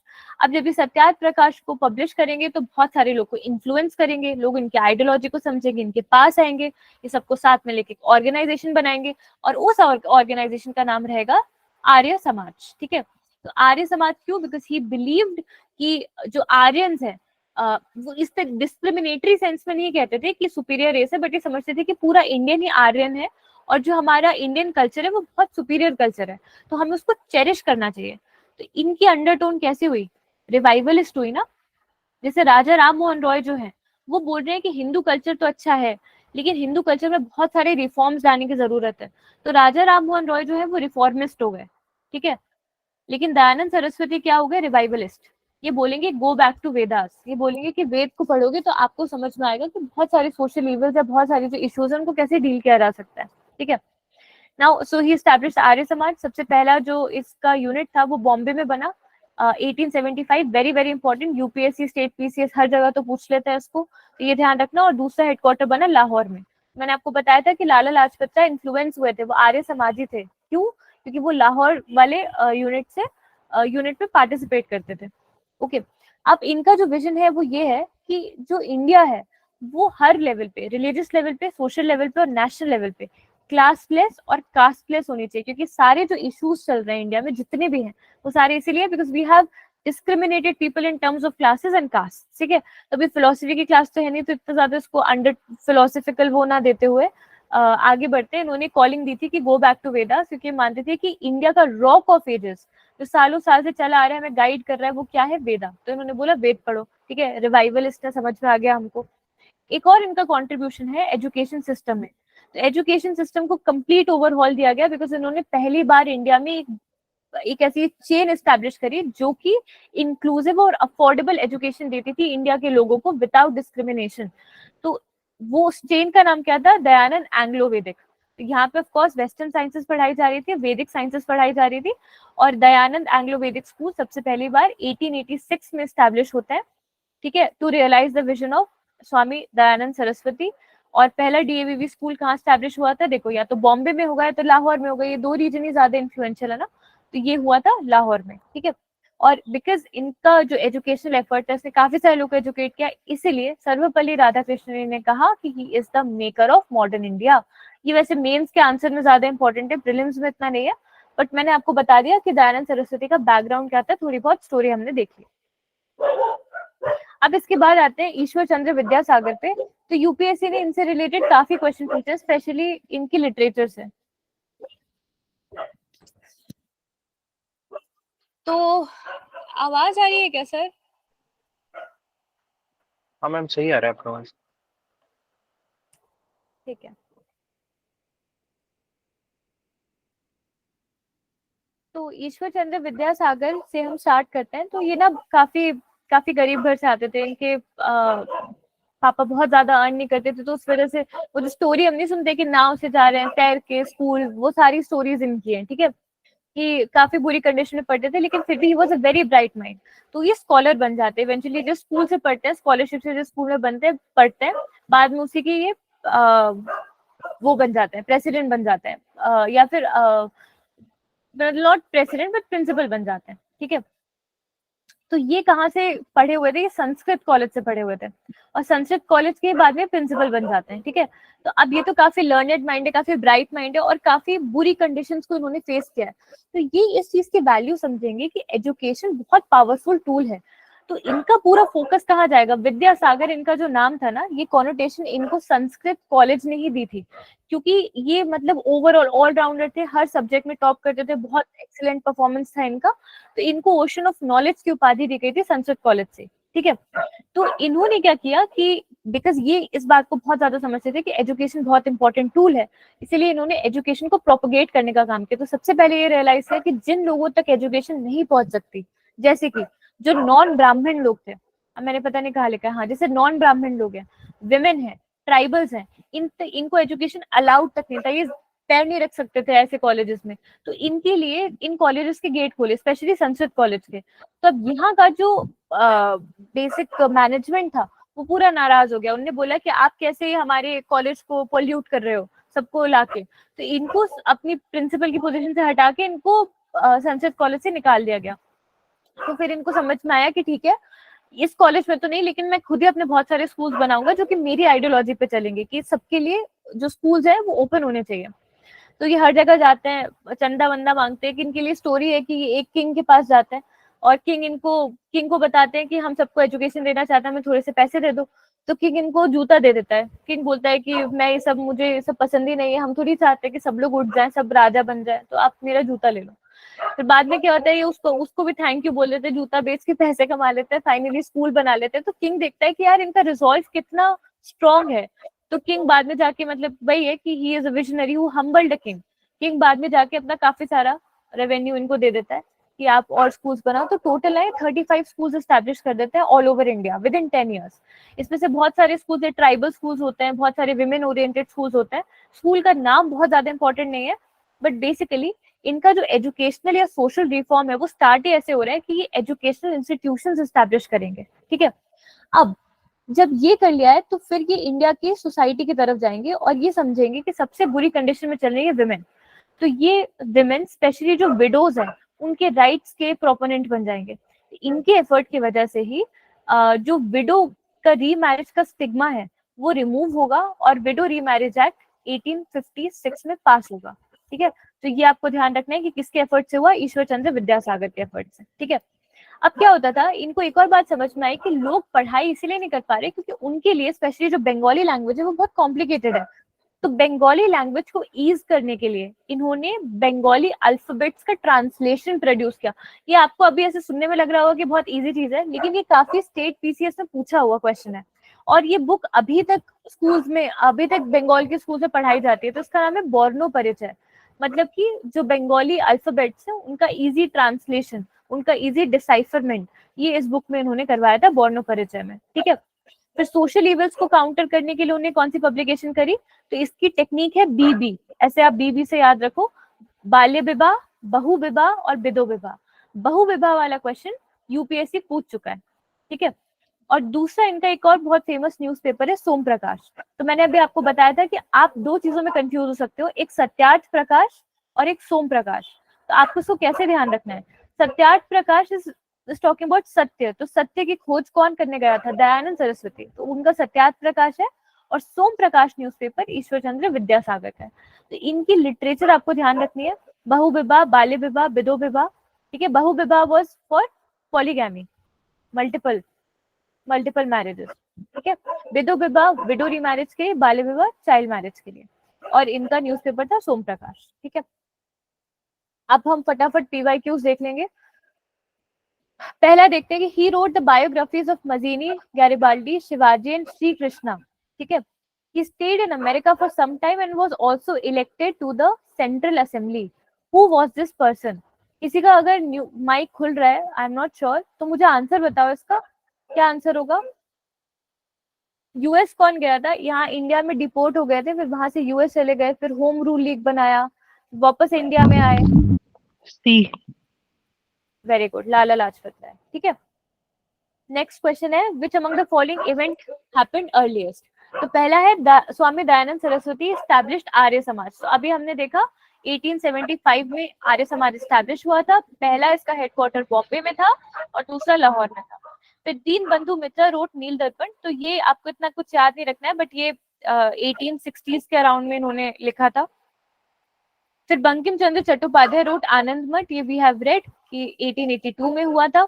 और Satyendra Nath Tagore became first Indian to succeed Indian civil services examination. अब आपको ये नहीं भी पता है तो भी आप ये बता सकते हो कि which of the event happened earliest, इतने भी देख के बता सकते हो कि 1860 सबसे पहला आ रहा है। ठीक है, इंडिगो रिवोल्ट इन सब में से सबसे पहले ही हुआ था इवेंचुअली। ठीक है, तो आप इसका आंसर ऐसे दे सकते हो। अब ये वाला क्वेश्चन बहुत इंटरेस्टिंग है। ठीक है, अब आपको देखो इससे समझ में आएगा कि मॉडर्न हिस्ट्री बहुत ज्यादा ऐसे बुक से पढ़ने की जरूरत नहीं होती है। अगर आपको बेसिक्स भी क्लियर है ना तो भी आप एलिमिनेशन से आंसर्स निकाल सकते हो। पहला है Arya Samaj was founded in 1835। तो ईयर तो गलत ही होता है और नहीं भी गलत है तो भी हम पढ़ चुके हैं कि 1875। ये यूपीएससी 2 बार ही पूछ चुका है, एक तो ये इस टाइम पे पूछा और एक इस क्वेश्चन में पूछा। ठीक है, इसलिए पीवाईक्यूज इंपॉर्टेंट है। तो एक तो 1875 में आर्य समाज है, ये आपका स्टेटमेंट गलत हो गया। सेकंड है कि Lala Lajpat Rai opposed the appeal of Arya Samaj to the authorities of Vedas in support of social religious reforms. अब मुझे एक बात बताओ, लाला लाजपत राय आर्य समाज को कभी अपोज कर सकते हैं क्या?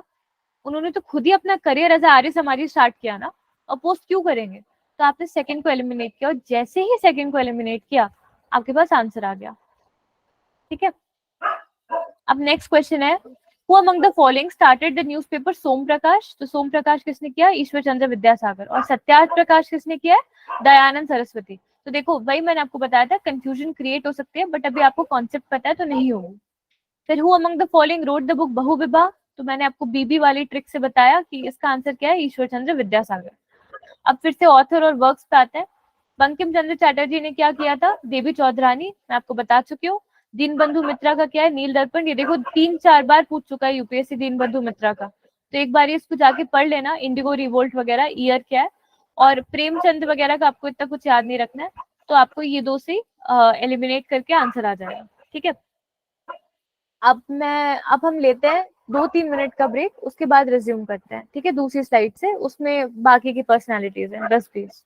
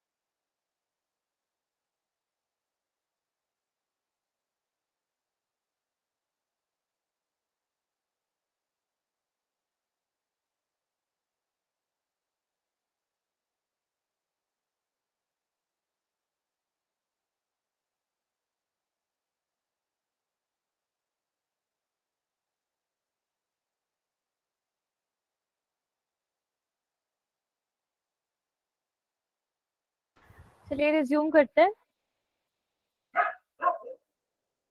तो अब हम थोड़ा सा फीमेल पर्सनालिटीज के बारे में देख लेते हैं। सबसे पहले एनी बेसेंट। तो एनी बेसेंट आपको पता है कि she was an Irish lady, Ireland से आई हुई थी। आयरलैंड पे भी ना ये काफी, इन्होंने देखा कि विमेन का बहुत एक्सप्लॉयटेशन हो रहा है। विमेन को एम्पावर करने का मेन तरीका है एजुकेशन गेन करना। तो वहां पे भी बहुत सारी एजुकेशन की छोटी छोटी सोसाइटीज होती है, उसकी प्रेसिडेंट बनती है। और वहाँ पे जो ये किसी म्यूनिसिपैलिटी की ये मेयर भी बनती है। तो बेसिकली इनका अच्छा खासा एक पॉलिटिकल स्ट्रॉन्ग होल्ड रहता है आयरलैंड में। अब आयरलैंड में रहते रहते ना ये थियोसॉफिकल सोसाइटी से इन्फ्लुएंस होते हैं। न्यूयॉर्क में हेडक्वार्टर्ड है, विच इज फाउंडेड बाय अरे यार ये कितना, मम्मा एक मिनट।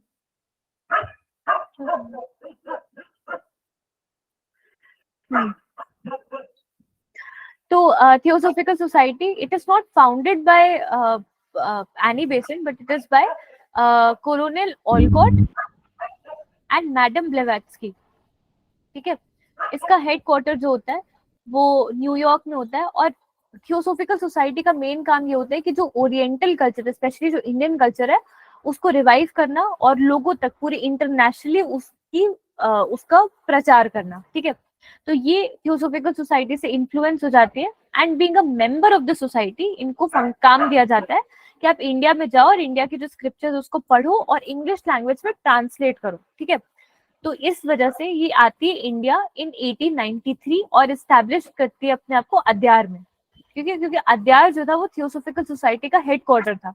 अद्यार कहाँ पे है? चेन्नई में। तो चेन्नई में आके एस्टेब्लिश हो जाती है, ठीक है, यहाँ पे अपना काम स्टार्ट करती है। अब इनका काम बेसिकली क्या है?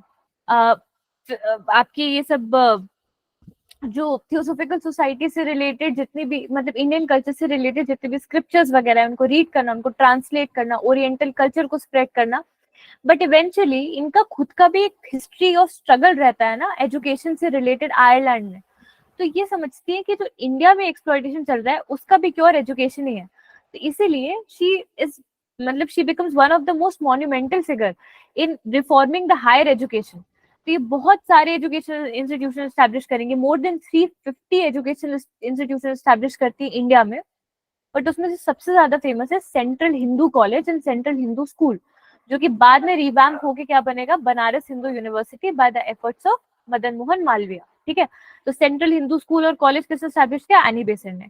अब because she was a Saraswati is representative of knowledge ना, तो इसीलिए इनको कहा जाता था श्वेत सरस्वती।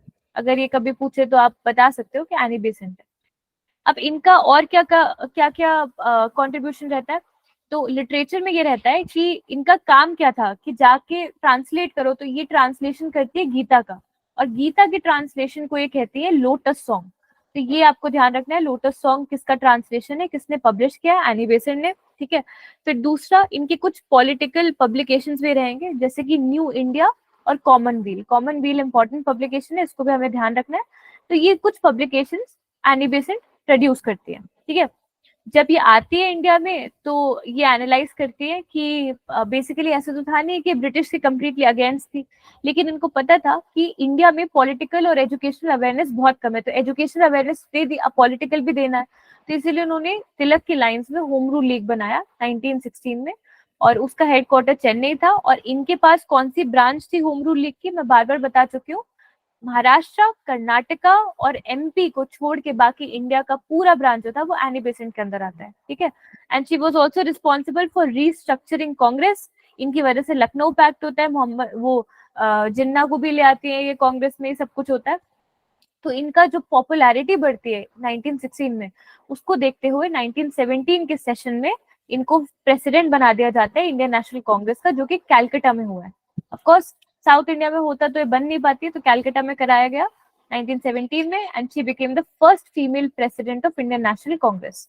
ठीक है, बाद में क्या होता है कि कुछ नहीं, ये अपना जो करियर है वो छोड़ देती है, क्योंकि इनको लगता है कि जब 1919 के रिफॉर्म्स आते हैं उसमें जो ब्रिटिश गवर्नमेंट बोल रही है वो एकदम बिल्कुल एप्ट है, इससे ज्यादा कुछ करने की जरूरत नहीं, इंडिया को इवेंचुअली सेल्फ गवर्न मिल ही जाएगा। तो ये काफी खुश हो जाती है, कंप्लेसेंट हो जाती है कि ठीक है अब इंडिया को अपने हाल पे छोड़ देना चाहिए, सब बढ़िया चल रहा है। दूसरी चीज कि गांधी जी आ जाते हैं, गांधी जी फेमस हो जाते हैं, नॉन कॉपरेशन लॉन्च कर देते हैं। तो एनी बेसेंट कहती है कि ऐसे टाइप के नॉन कॉपरेशन की मतलब we don't need it right now because we are already fulfilled, 1919 का रिफॉर्म है। तो ये बोलती है कि और मैं पार्टिसिपेट नहीं करूंगी, तो ये पॉलिटिकल एग्जाइल ले लेती है, इंडिया के सिनेरियो से हट जाती है। ठीक है, दिस वाज एनी बेसेंट। आपको इनकी लिटरेचर याद रखनी है और आपको इनका एजुकेशनल कंट्रीब्यूशन याद रखना है। ठीक है, अब इसके बाद एक ट्राइबल हीरो है रानी गाइदिनल्यू।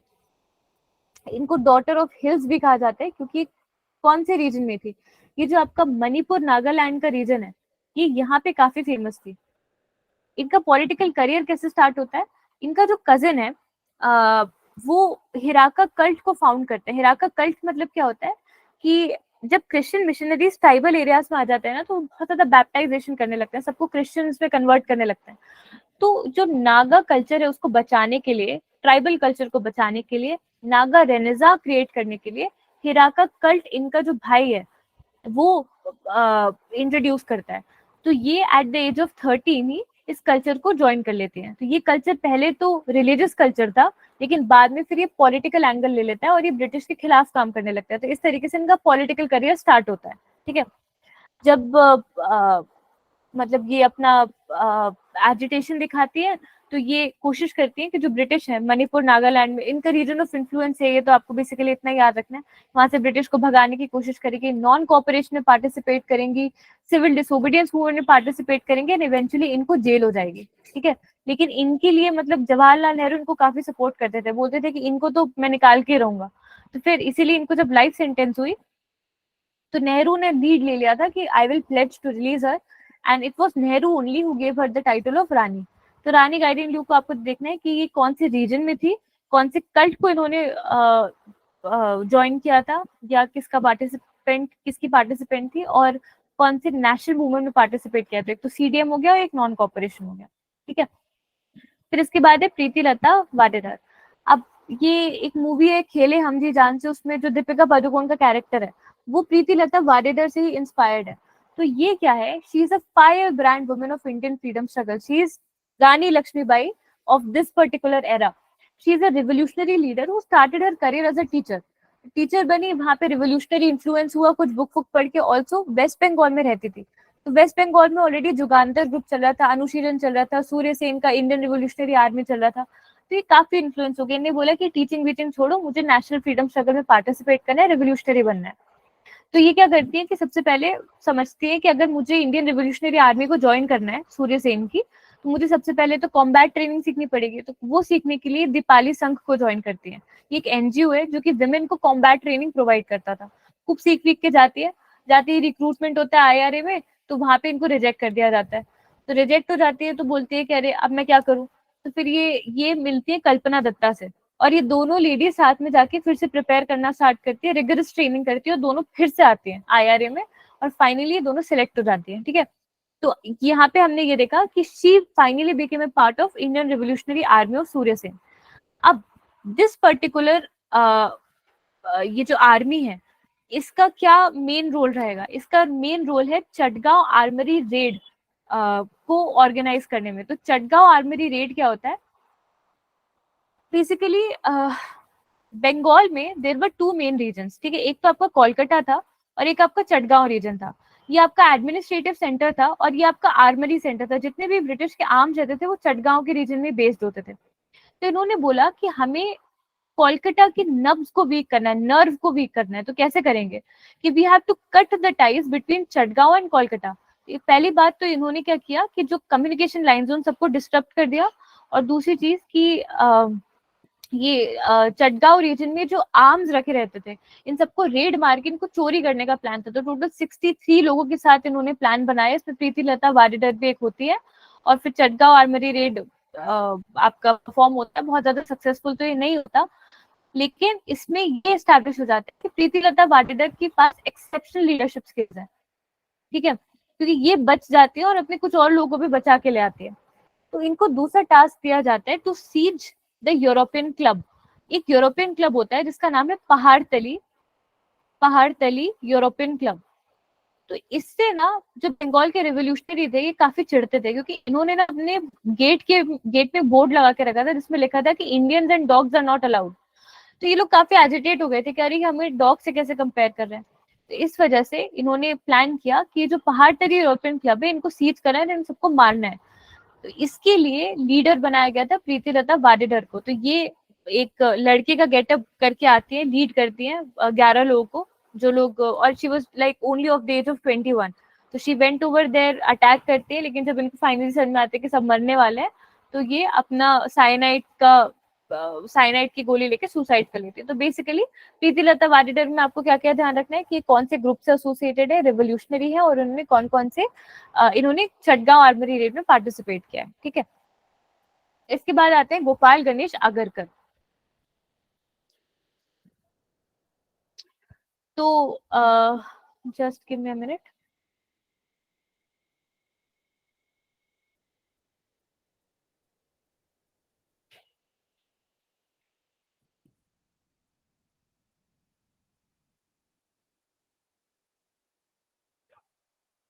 हाँ, गोपाल गणेश आगरकर, जैसे आपको नाम से ही लग रहा होगा कि ये भी एक मराठी है, ठीक है।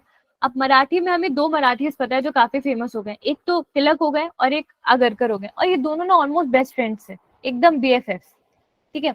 ये दोनों की काफी पॉलिटिकल आइडियोलॉजी सेम होती है अनटिल कि एक किसी चीज में उनके बीच में डिफरेंस आ जाएगा। तो देखो, जो भी तिलक ने किया वो सब आगरकर ने करके रखा हुआ है। जैसे Tilak was the editor of Mahratta and Kesari, तो his best friend Agarkar was also co editor of Mahratta and Kesari, ठीक है। नाउ इनका क्या होगा, जैसे तिलक जो थे ना वो बहुत ज्यादा पॉलिटिकली एक्टिव थे, और वो एक हिंदू रिवाइवलिस्ट थे, ठीक है, वो काफी ज्यादा हिंदुइज्म की ग्लोरिफिकेशन करते थे, पास्ट का ग्लोरिफिकेशन करते थे। सोशल रिफॉर्म्स पे बहुत ज्यादा फोकस तिलक का नहीं था, पर Gopal Ganesh Agarkar was an extremist with a more social reformist tendencies. तो इनका जो ध्यान था वो सोशल एफर्ट में ज्यादा गया था। ये महाराष्ट्र से कास्ट सिस्टम, अनटचेबिलिटी इनको हटाना चाहते थे, जिसके लिए उन्होंने वीकली प्रोड्यूस करी सुधारक। तो सुधारक से आपको क्या लग रहा है कि किसी चीज को आप रिफॉर्म करने की कोशिश कर रहे हो, ठीक करने की कोशिश कर रहे हो, तो किसको करोगे? सोशल इविल्स को। ठीक है, तो इससे आप ध्यान रखते हैं कि सुधारक वीकली किसका है? गोपाल गणेश अगरकर का, because he was a very prominent socio religious reformist of that era. ठीक है, फ्रॉम महाराष्ट्र।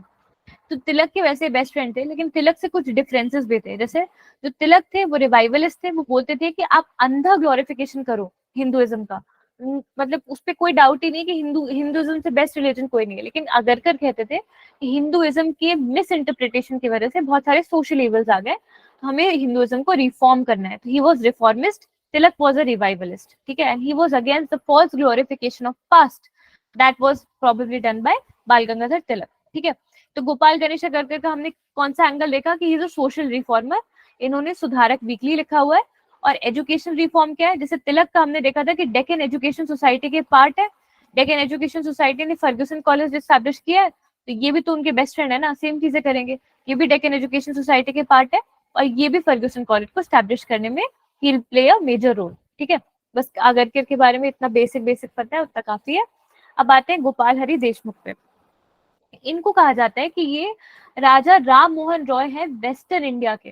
ठीक है, तो वेस्टर्न इंडिया में बहुत सारे सोशल रिफॉर्म्स पहली बार गोपाल हरि देशमुख लेके आता है।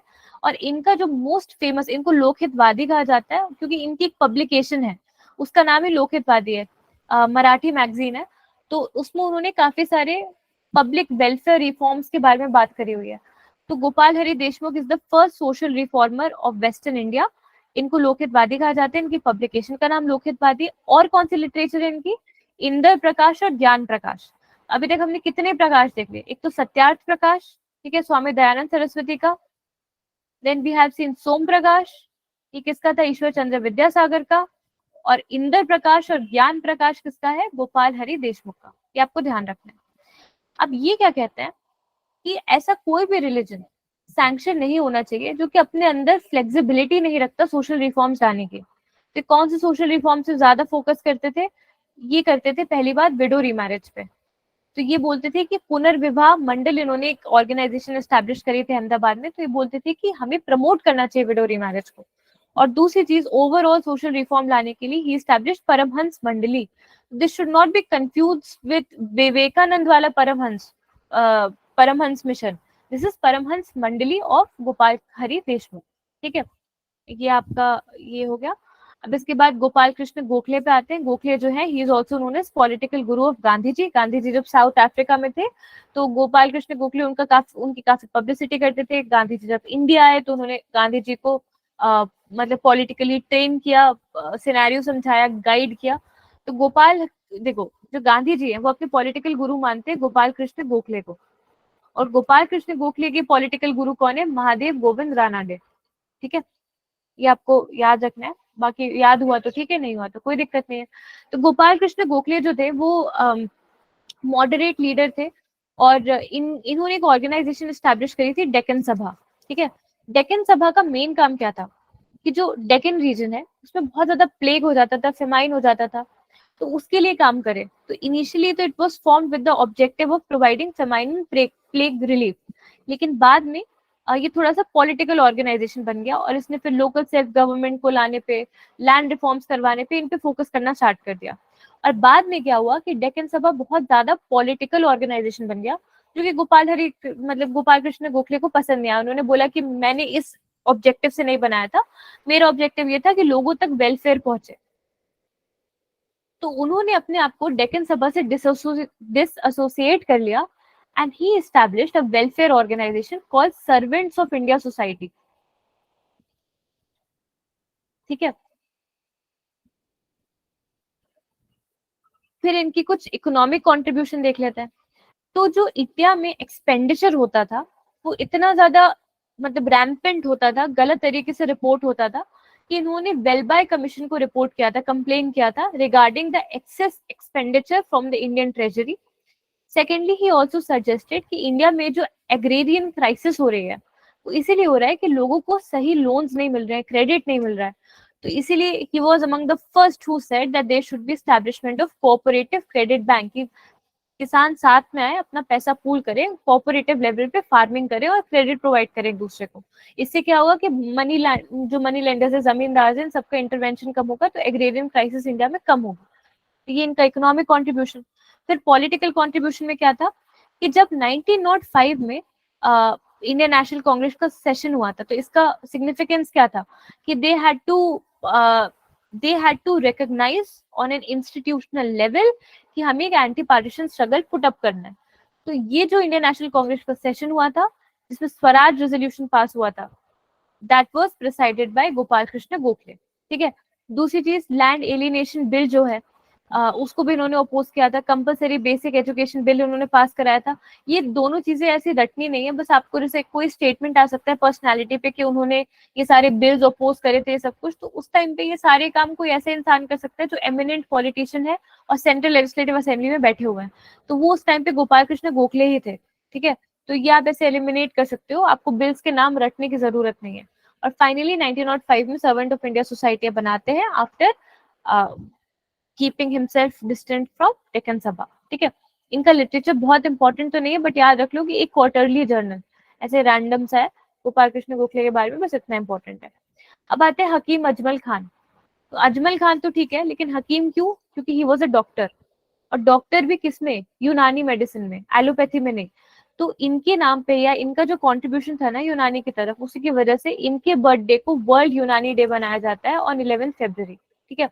अब इनका जो इमेंस कंट्रीब्यूशन था in the field of medicine, in the field of health care, इसकी वजह से इनको कैसर हिंद, ये क्वीन ऑफ ब्रिटिश टाइटल देती थी। ये गांधी जी को भी मिला था, रविंद्रनाथ टैगोर को भी मिला था। तो इनको कैसर हिंद का टाइटल मिलता है, इनको हाफिज और मुल्क का भी टाइटल मिलता है। ठीक है।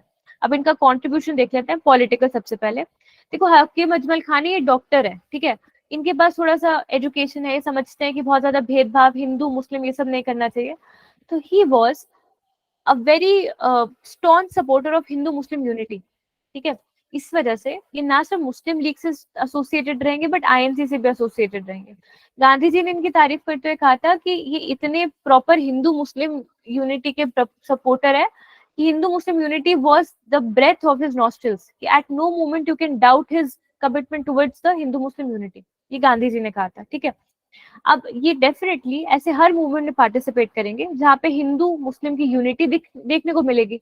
तो कहाँ देखने को मिली थी? तो रोलर सत्याग्रह में और एक नॉन कॉपरेशन, क्योंकि इसके बाद पे सिविल डिसोबीडियंस, क्विट इंडिया, सब में लड़ाई होने लगी थी हिंदू मुस्लिम की, तो ये उन सब में पार्टिसिपेट नहीं करेंगे, बट ये दोनों आपको ध्यान रखना है। ठीक है। अब इनका और क्या कॉन्ट्रीब्यूशन है? He was also educationist, so he establish Jamia Millia Islamia college. ठीक है। हकीम अजमल खान ने एस्टैब्लिश करवाया था जामिया मिलिया इस्लामिया और टिब्बिया कॉलेज। तो टिब्बिया कॉलेज जो है ये करोल बाग में है दिल्ली के। ठीक है। और ये बेसिकली आपका यूनानी मेडिसिन से रिलेटेड कॉलेज है। टिब्बिया के लिए ही, यूनानी मेडिसिन के लिए ही इन्होंने मुजल्ला टिब्बिया नाम की बुक पब्लिश करी, और ये काफी शायराना थे। जितने भी मुस्लिम ऐसे लीडर्स होते हैं ना, ये सब शायरी वायरी प्रोड्यूस करते हैं। इनका पेन नेम शाहिदा था। ठीक है। ये आपको याद रखना है तो रखिए, नहीं रखना है तो भी बेसिक चीजें याद रखिए कि ये कौन से मूवमेंट से पार्टिसिपेट करते हैं और ये कौन से इंस्टीट्यूशंस के एस्टैब्लिशमेंट से रिलेटेड है। इसके बाद दूसरे मुस्लिम लीडर आते हैं हजरत मोहानी। अभी हम सारे, इससे पहले हमने सारी विमेन लीडर्स पढ़ी थी, अब हम मुस्लिम लीडर्स पढ़ रहे हैं। हजरत मोहानी पहले थे जिन्होंने स्लोगन दिया था इनकलाब जिंदाबाद का। इसको फेमस किया था भगत सिंह और उनके कॉमराड्स ने, लेकिन स्लोगन दिया था इनकलाब जिंदाबाद हजरत मोहानी ने। He was not only a poet but he was also a revolutionary, he was also a communist। ठीक है। और ये एक और चीज के लिए जाने जाते हैं कि जो पूर्ण स्वराज है ना, ये फाइनली हमने अडॉप्ट किया था 1929 में लाहौर सेशन में। ठीक है। लेकिन पूर्ण स्वराज का आइडिया सबसे पहले या इसकी डिमांड सबसे पहले हजरत मोहानी ने उठाई थी, but not in the all India session of Congress but in the all India session of Muslim league, क्योंकि ये मुस्लिम लीग के बहुत एक्टिव मेंबर थे। और इन्होंने इसी टाइम पे कहा था, लखनऊ सेशन मुस्लिम लीग का जो हुआ था 21 में, इन्होंने कांग्रेस को कहा था कि आप पूर्ण स्वराज पास कर दो, बट कांग्रेस ने कहा कि हम अभी प्रिपेयर्ड नहीं है। तो कांग्रेस 10 साल बाद जाके पूर्ण स्वराज पास करती है, और ये अभी से ही 10 साल पहले ही पूर्ण स्वराज की बात करने लग गया था। ठीक है, ये कौन सी पार्टी से एसोसिएटेड है, तो हमें बताया कि ये कम्युनिस्ट लीडर है, so he is a part of Communist Party of India. ठीक है, ऑल्सो मुस्लिम है, तो मुस्लिम लोग वैसी शायरी करेंगे, मैंने आपको पहले ही बताया हुआ है, तो ही will B also लिटरेटर who is writing shayaris and ghazals, और इनकी मैगजीन का नाम था उर्दू ए मुआला। ठीक है, इसके बाद दूसरे मुस्लिम लीडर खान अब्दुल गफ्फार खान, ये बेसिकली पश्तून लीडर थे। पश्तून यानी कि अफगानिस्तान की ट्राइब को बिलोंग करते थे, अफगानिस्तान रीजन, बलूचिस्तान रीजन में रहते थे। ठीक है, इनको हम कैसे जानते हैं, he is also known as frontier Gandhi. ठीक है, फ्रंटियर गांधी क्यों, क्योंकि ये कहाँ को बिलोंग करते थे, नॉर्थ वेस्टर्न फ्रंटियर प्रोविंस। तो फ्रंटियर में एक ऐसा बंदा था जो कि बिल्कुल गांधी जी की प्रैक्टिस फॉलो करता था। इनफैक्ट इनको जेल हो गई थी, और जेल में ये अबाउट 8 साल रहे, उसके बाद भी सत्याग्रह, नॉन वायलेंस, बाहर आए तो भी, जेल में रहे तो भी यही चीजें प्रमोट करते थे। He was a very strong follower of Gandhi ji, इसलिए इनको फ्रंटियर गांधी भी कहा जाता है। ठीक है, he was born in Utmanzai district of Pashtun village of Afghanistan, and he is also known as Fakhr-e-Afghan. He is also the first non-Indian, क्योंकि अफगानी थे ना, तो first non Indian to receive Bharat Ratna in the year 1987। Year is not important, but first non Indian है, ये आपको थोड़ा सा ध्यान रखना है। अब आके देखते हैं कि इनका पॉलिटिकल कॉन्ट्रीब्यूशन क्या है। देखो, ये सब कुछ स्टार्ट करते हैं रोलट सत्याग्रह से। ठीक है, रोलट सत्याग्रह में क्या हुआ था कि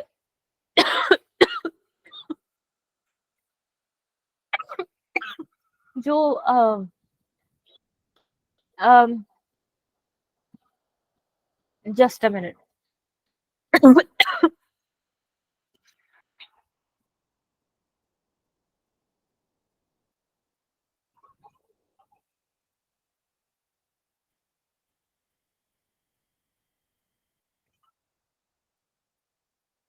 हाँ, रोलट सत्याग्रह में क्या हुआ था कि खिलाफत लीडर्स आ गए थे। खिलाफत लीडर्स ने बोला था कि जो हमारे खलीफा है टर्की में, जो डिथ्रोन हो रहे हैं, उनको बचाना है हमको। तो उसी की अपील से इन्फ्लुएंस खान अब्दुल गफ्फार खान भी हुए थे, तभी उन्होंने कांग्रेस को मतलब कांग्रेस तो ऐसे ज्वाइन नहीं किया था, बट ये supported Rowlatt satyagraha of Gandhi ji. And thereupon Gandhi ji की जितनी भी मूवमेंट्स होगी, उन सब में खान अब्दुल गफ्फार खान पार्टिसिपेंट हो जाएंगे। यानी कि जब नॉन कोऑपरेशन होगा तो भी पार्टिसिपेट करेंगे, सिविल डिसोबीडियंस होगा तो भी पार्टिसिपेट करेंगे। ठीक है, स्पेशली जब सिविल डिसोबीडियंस मूवमेंट होने वाला होता है, तो ये अफगानिस्तान की तरफ से खुदाई खिदमतगार मूवमेंट लॉन्च करता है। इसको रेड शर्ट मूवमेंट भी कहते हैं, क्योंकि इसके जो सारे लोग होते थे, लीडर्स होते थे, फॉलोअर्स होते थे, सारा रेड शर्ट पहन के आते थे, and they were proper satyagrahis, कि हम अपनी डिमांड मांगेंगे, सोशल एम्पावरमेंट मांगेंगे अफगानिस्तान के लोगों का, पश्तून ट्राइब्स का इंडिपेंडेंस मांगेंगे, पूर्ण स्वराज मांगेंगे, लेकिन नॉन वायलेंट तरीके से। ठीक है, तो खुदाई खिदमतगार किसने लीड किया था, खान अब्दुल गफ्फार खान ने। ये क्वेश्चन यूपीएससी पूछ चुका है, इसलिए मैं आपको रिमाइंड करा रही हूँ। फिर इसके बाद he condemned the communal politics of Muslim League, तो although he was a Muslim, but he did not really supported Muslim League. ठीक है, स्पेशली द कम्युनल पॉलिटिक्स। और इन्होंने बोला कि पार्टीशन कुछ नहीं चाहिए, पाकिस्तान इंडिया अलग नहीं होना चाहिए, लेकिन अगर पार्टीशन करना ही है तो पाकिस्तान मत हटाओ, पाकिस्तान को इंडिया में रखो, हमारा अलग पश्तून लोगों का बनाओ पख्तूनिस्तान। सब बातें इतनी इंपॉर्टेंट नहीं है, मैं आपको सब बेस बना रही हूँ कि ताकि आपको वहां पे जाके अगर कुछ एलिमिनेट करते बने इन सबकी हेल्प से, तो आप इजीली कर लो। अब इन्होंने सोशल कंट्रीब्यूशन क्या करे, एक तो पश्तून विमेन को अपलिफ्ट कराएंगे, इकोनॉमी रिवाइव करने के लिए विलेज इंडस्ट्रीज को डेवलप करेंगे, तो ये सारा इनका बेसिक सोशल कंट्रीब्यूशन हो गया। और लिटरेचर ये क्या लिखेंगे, पख्तून। तो पख्तून अगर आपको दिख भी गया तो आप सही मार्क कर दोगे, क्योंकि आपको पता है कि पश्तून लीडर एक ही थे, Khan Abdul Ghaffar Khan, also known as Fakhr-e-Afghan, also known as frontier Gandhi. ठीक है, दूसरे मुस्लिम लीडर पे आते हैं, अबुल कलाम आजाद। ये देखो काफी ऐसे अभी आपको ओल्ड से लग रहे हैं, but he was the youngest serving president of INC and also the longest serving president of INC। 5 साल तक इन्होंने INC की प्रेसिडेंटशिप ली थी, 1940 से लेके 1945 तक, 44 एक्चुअली तक। तो इतने साल के लिए इन्होंने प्रेसिडेंटशिप ली थी INC की। He was actually born in Mecca, then he moved to Calcutta, और कैलकाटा में जब आए तो देखा स्वदेशी चल रहा है, तो 1905 से इनका पॉलिटिकल करियर स्टार्ट हो जाता है। स्वदेशी मूवमेंट में पार्टिसिपेट करते हैं, स्वदेशी के बाद रोलेट होता है तो उसमें भी पार्टिसिपेट करते हैं, और फिर रोलेट से क्या होता है, जितने भी लोग रोलेट सत्याग्रह में पार्टिसिपेट करेंगे ना, लार्जली गांधी लॉयलिस्ट बन जाएंगे। तो ऐसे ये भी क्या बन जाते हैं, स्टॉन्च गांधीयन। ठीक है, फिर बहुत ज्यादा ऐसा पॉलिटिकल एक्टिविटी या अग्रेशन या कोई अलग सी लीडरशिप ही नहीं दिखाएंगे पूरे दौरान। लेकिन क्या होगा कि 1940 में ही गेट सिलेक्टेड एज आईएनसी के प्रेसिडेंट। 4 साल तक रहते हैं, काफी इफेक्टिव रहते हैं, बहुत यंग रहते हैं, एनर्जी रहती है। तो जब एजुकेशन की बात आती है कंट्रीब्यूशन की, तो आपको ये ध्यान रखना है कि he became the first education minister of India.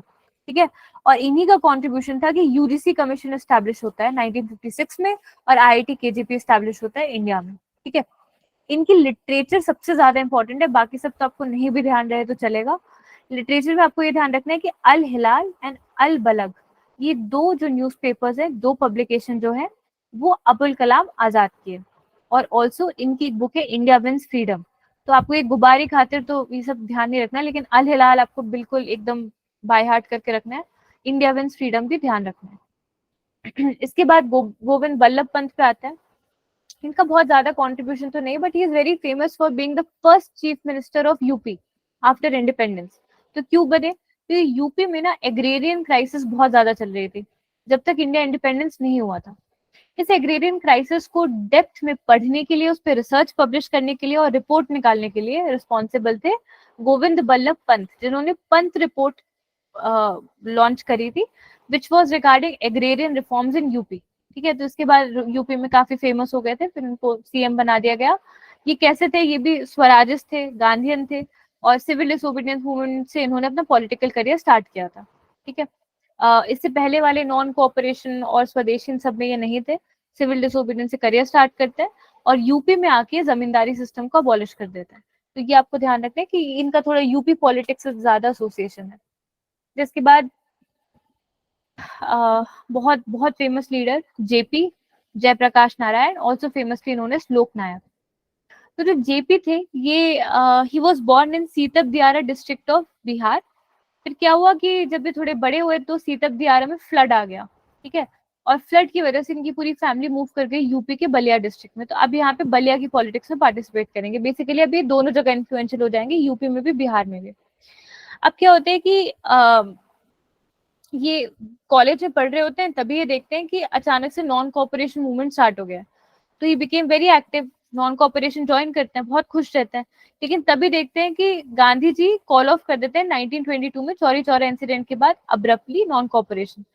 तो ये समझते हैं कि अब मैं क्या करूं, अब अचानक से ये सब खत्म हो गया, मुझे तो पॉलिटिकल करियर बनाना था। तो ही गॉट परसुएडेड कि आप अभी एजुकेशन परस्यू करो, फिर बाद में देखेंगे पॉलिटिकल करियर। तो ये चले जाते हैं यूनिवर्सिटी ऑफ कैलिफोर्निया। कैलिफोर्निया में पढ़ते हुए ये कार्ल मार्क्स से इन्फ्लुएंस हो जाते हैं। कार्ल मार्क्स से इन्फ्लुएंस यानी कि अभी थोड़े से कम्युनिस्ट हो जाएंगे। ठीक है, और थोड़ा सा मतलब इनका सोशल, इनका थोड़ा सा जो बेंट होगा वो सोशलिस्ट पॉलिटिक्स की तरफ हो जाएगा। ठीक है, काफी सोशलिस्ट हो जाएंगे अभी। तो जब ये वहां से पढ़ के आते हैं तो 1929 में इंडिया वापस आते हैं। वहां पे नेहरू देखते हैं कि काफी पॉपुलर होते थे, इनकी लीडरशिप स्किल वैसे बहुत अच्छी थी। तो नेहरू इनको देखते हैं, नेहरू बोलते हैं कि यार why don't you join Indian national Congress. तो इंडियन नेशनल कांग्रेस ज्वाइन करते हैं, बट अभी इन्फ्लुएंस हो चुके हैं ना मार्क्सिस्ट फिलोसफी से। तो ये बोलेंगे कि मैं ज्वाइन तो करूंगा but I will have a separate ideology, मुझे सोशलिस्ट का प्रचार करना है, सोशलिज्म का प्रचार करना है।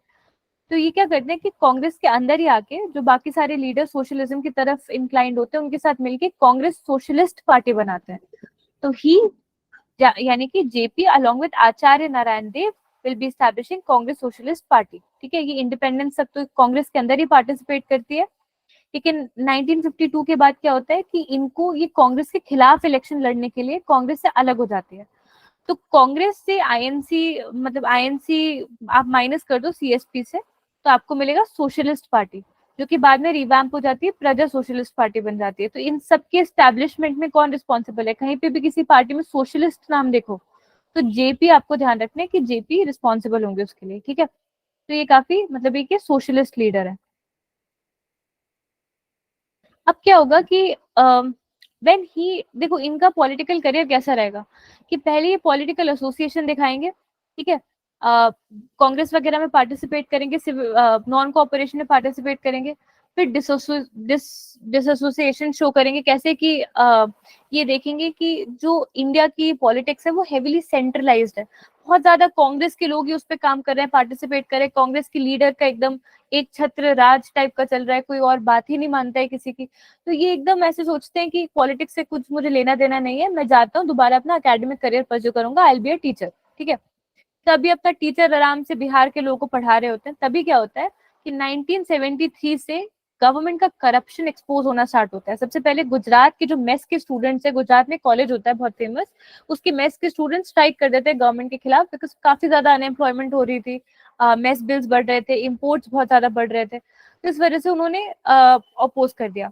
अब वहां से गुजरात के लोगों से इन्फ्लुएंस होके बिहार के बच्चों ने बोला कि हमारे पास कोई लीडर नहीं है और हमें भी तो सेम ग्रीवेंसेस है, हमारे पास भी तो एम्प्लॉयमेंट नहीं है। तो ये सारी चीजें उन्होंने जयप्रकाश नारायण को बताई, और जयप्रकाश नारायण को बाकी सारे लीडर्स ये परस्यू करने आए कि अभी इंदिरा गांधी गवर्नमेंट चल रही है, शी मतलब वो काफी ऑथोरिटेरियन है, उनको कोई बीट नहीं कर सकता आपके अलावा, क्योंकि आपकी जितनी पॉपुलैरिटी और किसी की नहीं है। He was highly like he had a very strong hand hold of students specially. तो उन्होंने बोला कि अगर कोई अपोज कर सकता है इंदिरा गांधी को, कोई टक्कर दे सकता है उनकी पॉपुलैरिटी को, तो आप ही हो। तो इनको परसुएड किया गया कि ये पॉलिटिक्स में वापस आए। तो जब ये परसुएड हुए तो 1975 में he came back into the politics. Why? Because Indira Gandhi finally announced internal emergency. ठीक है, अब तो इंटरनल इमरजेंसी हटा दी गई है। तो जब इंटरनल इमरजेंसी अनाउंस हुई तो इन्होंने पीछे से सारे जो मेन लीडर्स उन सबको जेल हो गई, तो ये पीछे से उठे और इन्होंने बोला कि I will oppose this authoritarian regime. तो यहाँ पे इन्होंने लॉन्च किया अपना टोटल रेवोल्यूशन। टोटल रेवोल्यूशन यानी कि टोटल 7 टाइप के रेवोल्यूशन, रेनबो रेवोल्यूशन चाहिए हमें, ना सिर्फ इंडिविजुअल लेवल पे बट कल्चरल लेवल पे, सोशल लेवल पे, पॉलिटिकल लेवल पे, इकोनॉमिक लेवल पे, ऐसे 7 इन्होंने बताए थे कि हमें सिर्फ एक नहीं 7 टाइप के रेवोल्यूशन चाहिए, तब जाके इंडिया ऑथोरिटेरियन रिजीम से फ्री हो पाएगा। तो ये काफी फेमस होते हैं, इनको सपोर्ट करती है जनता पार्टी, और इनकी ही पब्लिसिटी की वजह से, मतलब इनकी पॉपुलैरिटी की वजह से Indira Gandhi government for the first time 20 साल में बीट होती है, और जनता party became the first ever non Congress government in the year 1977। ठीक है, ये हो गया जेपी के बारे में। अब आते हैं मदन मोहन मालवीय पे।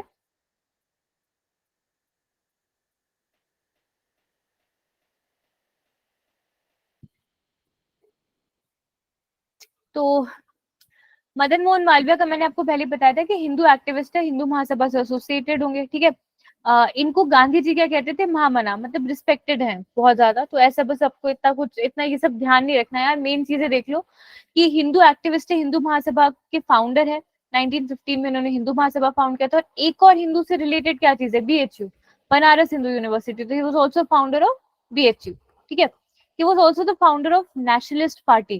क्योंकि क्या हुआ था, जब कांग्रेस ने सेपरेट इलेक्टोरेट के लिए जब सेपरेट इलेक्टोरेट की बात हुई थी ना, कम्युनल अवार्ड दिया जा रहा था, तो उस टाइम पे ये चाह रहे थे कि माइनॉरिटीज को सेपरेट इलेक्टोरेट नहीं मिलना चाहिए, लेकिन कांग्रेस इसको इतना अपोज नहीं कर पाई थी। तो इसके रिटेलिएशन में उन्होंने कांग्रेस को लीव कर दिया and he established nationalist party. तो इनकी पार्टी का नाम आपको ध्यान रखना है, और इनकी न्यूज़पेपर्स का नाम ध्यान रखना है। न्यूज़पेपर क्या है, हिंदुस्तान, इंडियन यूनियन और अभ्युदय, ठीक है। तो बस न्यूज़पेपर और कुछ नहीं। बाकी थोड़ा सा इंडस्ट्रियल एसोसिएशन भी था, यूपी इंडस्ट्रियल एसोसिएशन, ये इंडियन इंडस्ट्रियल कॉन्फ्रेंस, ये दोनों इन्होंने सेटअप करा था। तो इतना बेसिक ध्यान रख लो, बस मेन चीज आपको बीएचए और हिंदू महासभा ध्यान रखना है। फिर लाला हरदयाल, ये क्यों फेमस है, क्योंकि ये रिवोल्यूशनरी लीडर है। यूएस में गए थे, सैन फ्रांसिस्को में, गदर न्यूज़पेपर लाए, और गदर न्यूज़पेपर से जितने लोग का अटेंशन ग्रैब किया उन सबको मिला के बना दी गदर पार्टी। और गदर पार्टी क्यों इंपॉर्टेंट थी, रिवोल्यूशनरी एक्टिविटी के लिए, और स्पेशली एक्टिव हो गई थी 1910 से 1915 के बीच में, स्पेशली जब आपका वर्ल्ड वॉर 1 चल रहा था। और इनको ही वो करने के लिए, क्लैंप डाउन करने के लिए रोलेट एक्ट पास किया गया था, ठीक है। Defence of India rules of 1915 पास किए गए थे। तो ये गदर पार्टी से एसोसिएटेड है। इनका क्या हुआ था कि इतनी एंटी ब्रिटिश एक्टिविटी कर रहे थे यूएस में कि इनको यूएस से भगा के यूरोप में भेज दिया गया। तो यूरोप में भी इनको अपने भाई मिल गए, जर्मनी में। हाँ, तो जर्मनी में ऑलरेडी एक इंडियन इंडिपेंडेंस कमेटी चल रही थी, ठीक है, Indian independence committee by Virendranath Chattopadhyay. तो इन्होंने क्या किया कि वहां पे एक बुक या एसोसिएशन लॉन्च किया, ओरिएंटल ब्यूरो, जिसमें ये क्या करते थे कि जर्मनी या यूरोप या यूएस से जितनी भी बुक्स रहती थी ना, जिसमें रिवोल्यूशनरी बातें करी गई हैं, उन सबको ट्रांसलेट करते थे इंडियन लैंग्वेजेस में और इंडिया भिजवाते थे। तो ये इनका थोड़ा सा आपने देख लिया। अब इनकी बुक्स का नाम क्या है, hints for self culture of wealth of nation. Adam Smith से मत कंफ्यूज हो जाना, ये लाला हरदयाल की बुक है। इसके बाद रानाडे। रानाडे मैंने आपको बताया, ही is the political guru of Gopal Krishna Gokhale. ठीक है, ये सोशल रिफॉर्मर है, मॉडरेट लीडर है, ऑथर है, स्कॉलर है, बहुत सारी चीजें हैं। तो इनके बारे में आप बस ये देख लो, मेन चीजें बता देती हूँ। ही is a founding member of Poona सार्वजनिक सभा और इंडियन नेशनल कांग्रेस। ठीक है, सोशल रिफॉर्म्स में ये है कि इन्होंने प्रार्थना समाज फाउंड किया था। और प्रार्थना समाज इनको किसने कंपनी किया था? एक तो आत्माराम पांडुरंग ने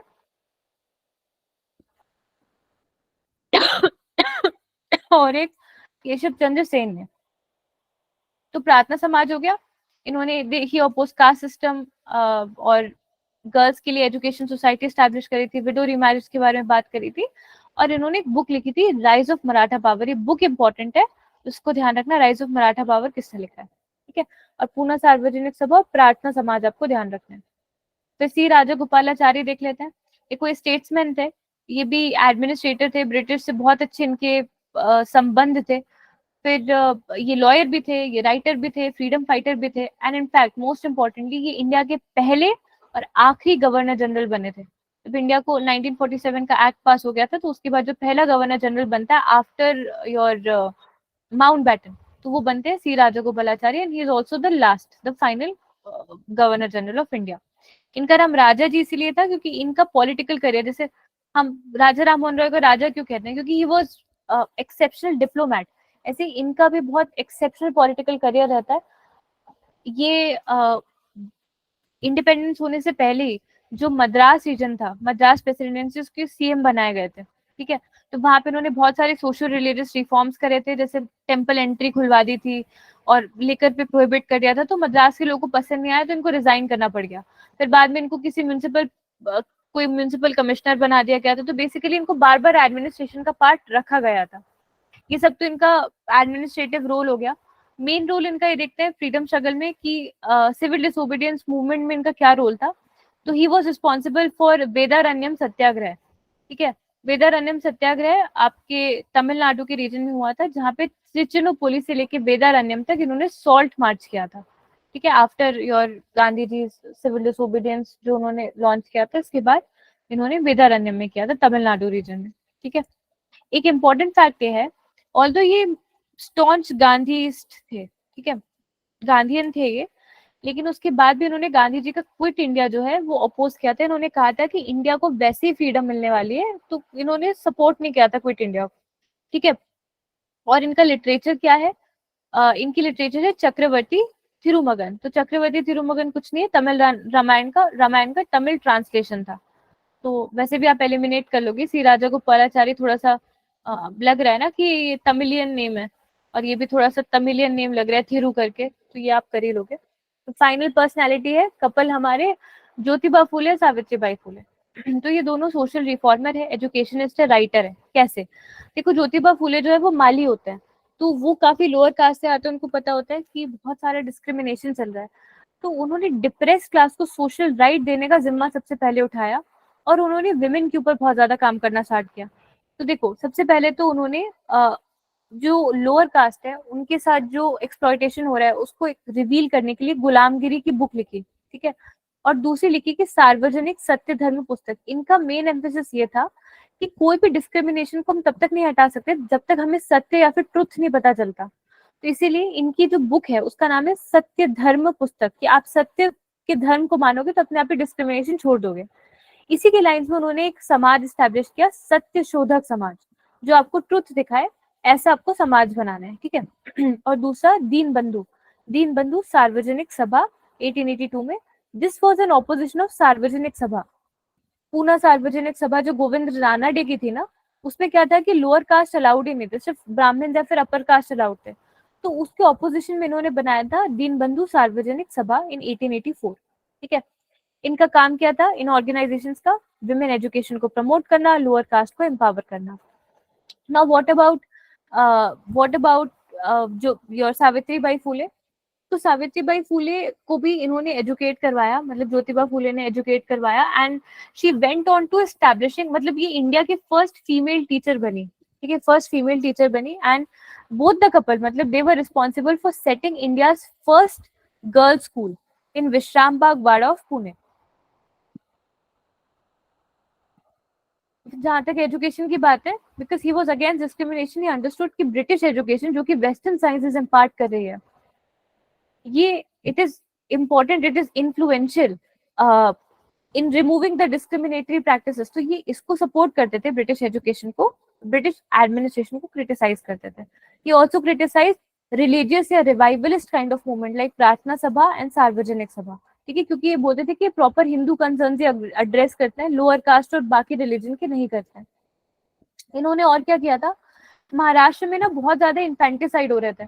इन्फेंटिसाइड इसीलिए होते थे कि लोग ना जो बच्चे होते थे उन्हें कोई ओन नहीं करता था, तो इस वजह से पहले ही उनको मार दिया जाता था। इन्फेंटिसाइड बहुत क्रिएट होता था, तो इन्होंने इनकी वाइफ के साथ ऑर्फेनेज एस्टैब्लिश किया था जिसका नाम था बाल हत्या प्रतिबंधक गृह, कि अगर आप ऑर्फेनेज एस्टैब्लिश करोगे तो लोग इन्फेंटिसाइड कम कर देंगे। और महाराष्ट्र में इनफैक्ट ये सारे एफर्ट्स के बाद इन्फेंटिसाइड बहुत ज्यादा कम हो जाता है। So he is supporting widow remarriage, he is against infanticide, he is supporting institutional delivery of women, he is supporting women education by educating his own wife, and he is also establishing depressed class associations like दीन बंधु सार्वजनिक सभा and Satyashodhak Samaj. ठीक है, तो ये सारी personalities हमने पढ़ लिया। बोस, गांधी, नेहरू ये नहीं पढ़ा है क्योंकि ये अगर आएगा तो आपको बन ही जाएगा, क्योंकि अगर आप पूरी हिस्ट्री पढ़ते हो तो इतना तो मुझे लगता है कि आप अटेम्प्ट कर ही लोगे। So this was all about important personalities. हमने about 25, 20, 30 something personalities करी है। I hope आपको हेल्प हो एग्जाम में इन सबसे। चलिए फिर सेशन को एंड करते हैं। Thank you so much.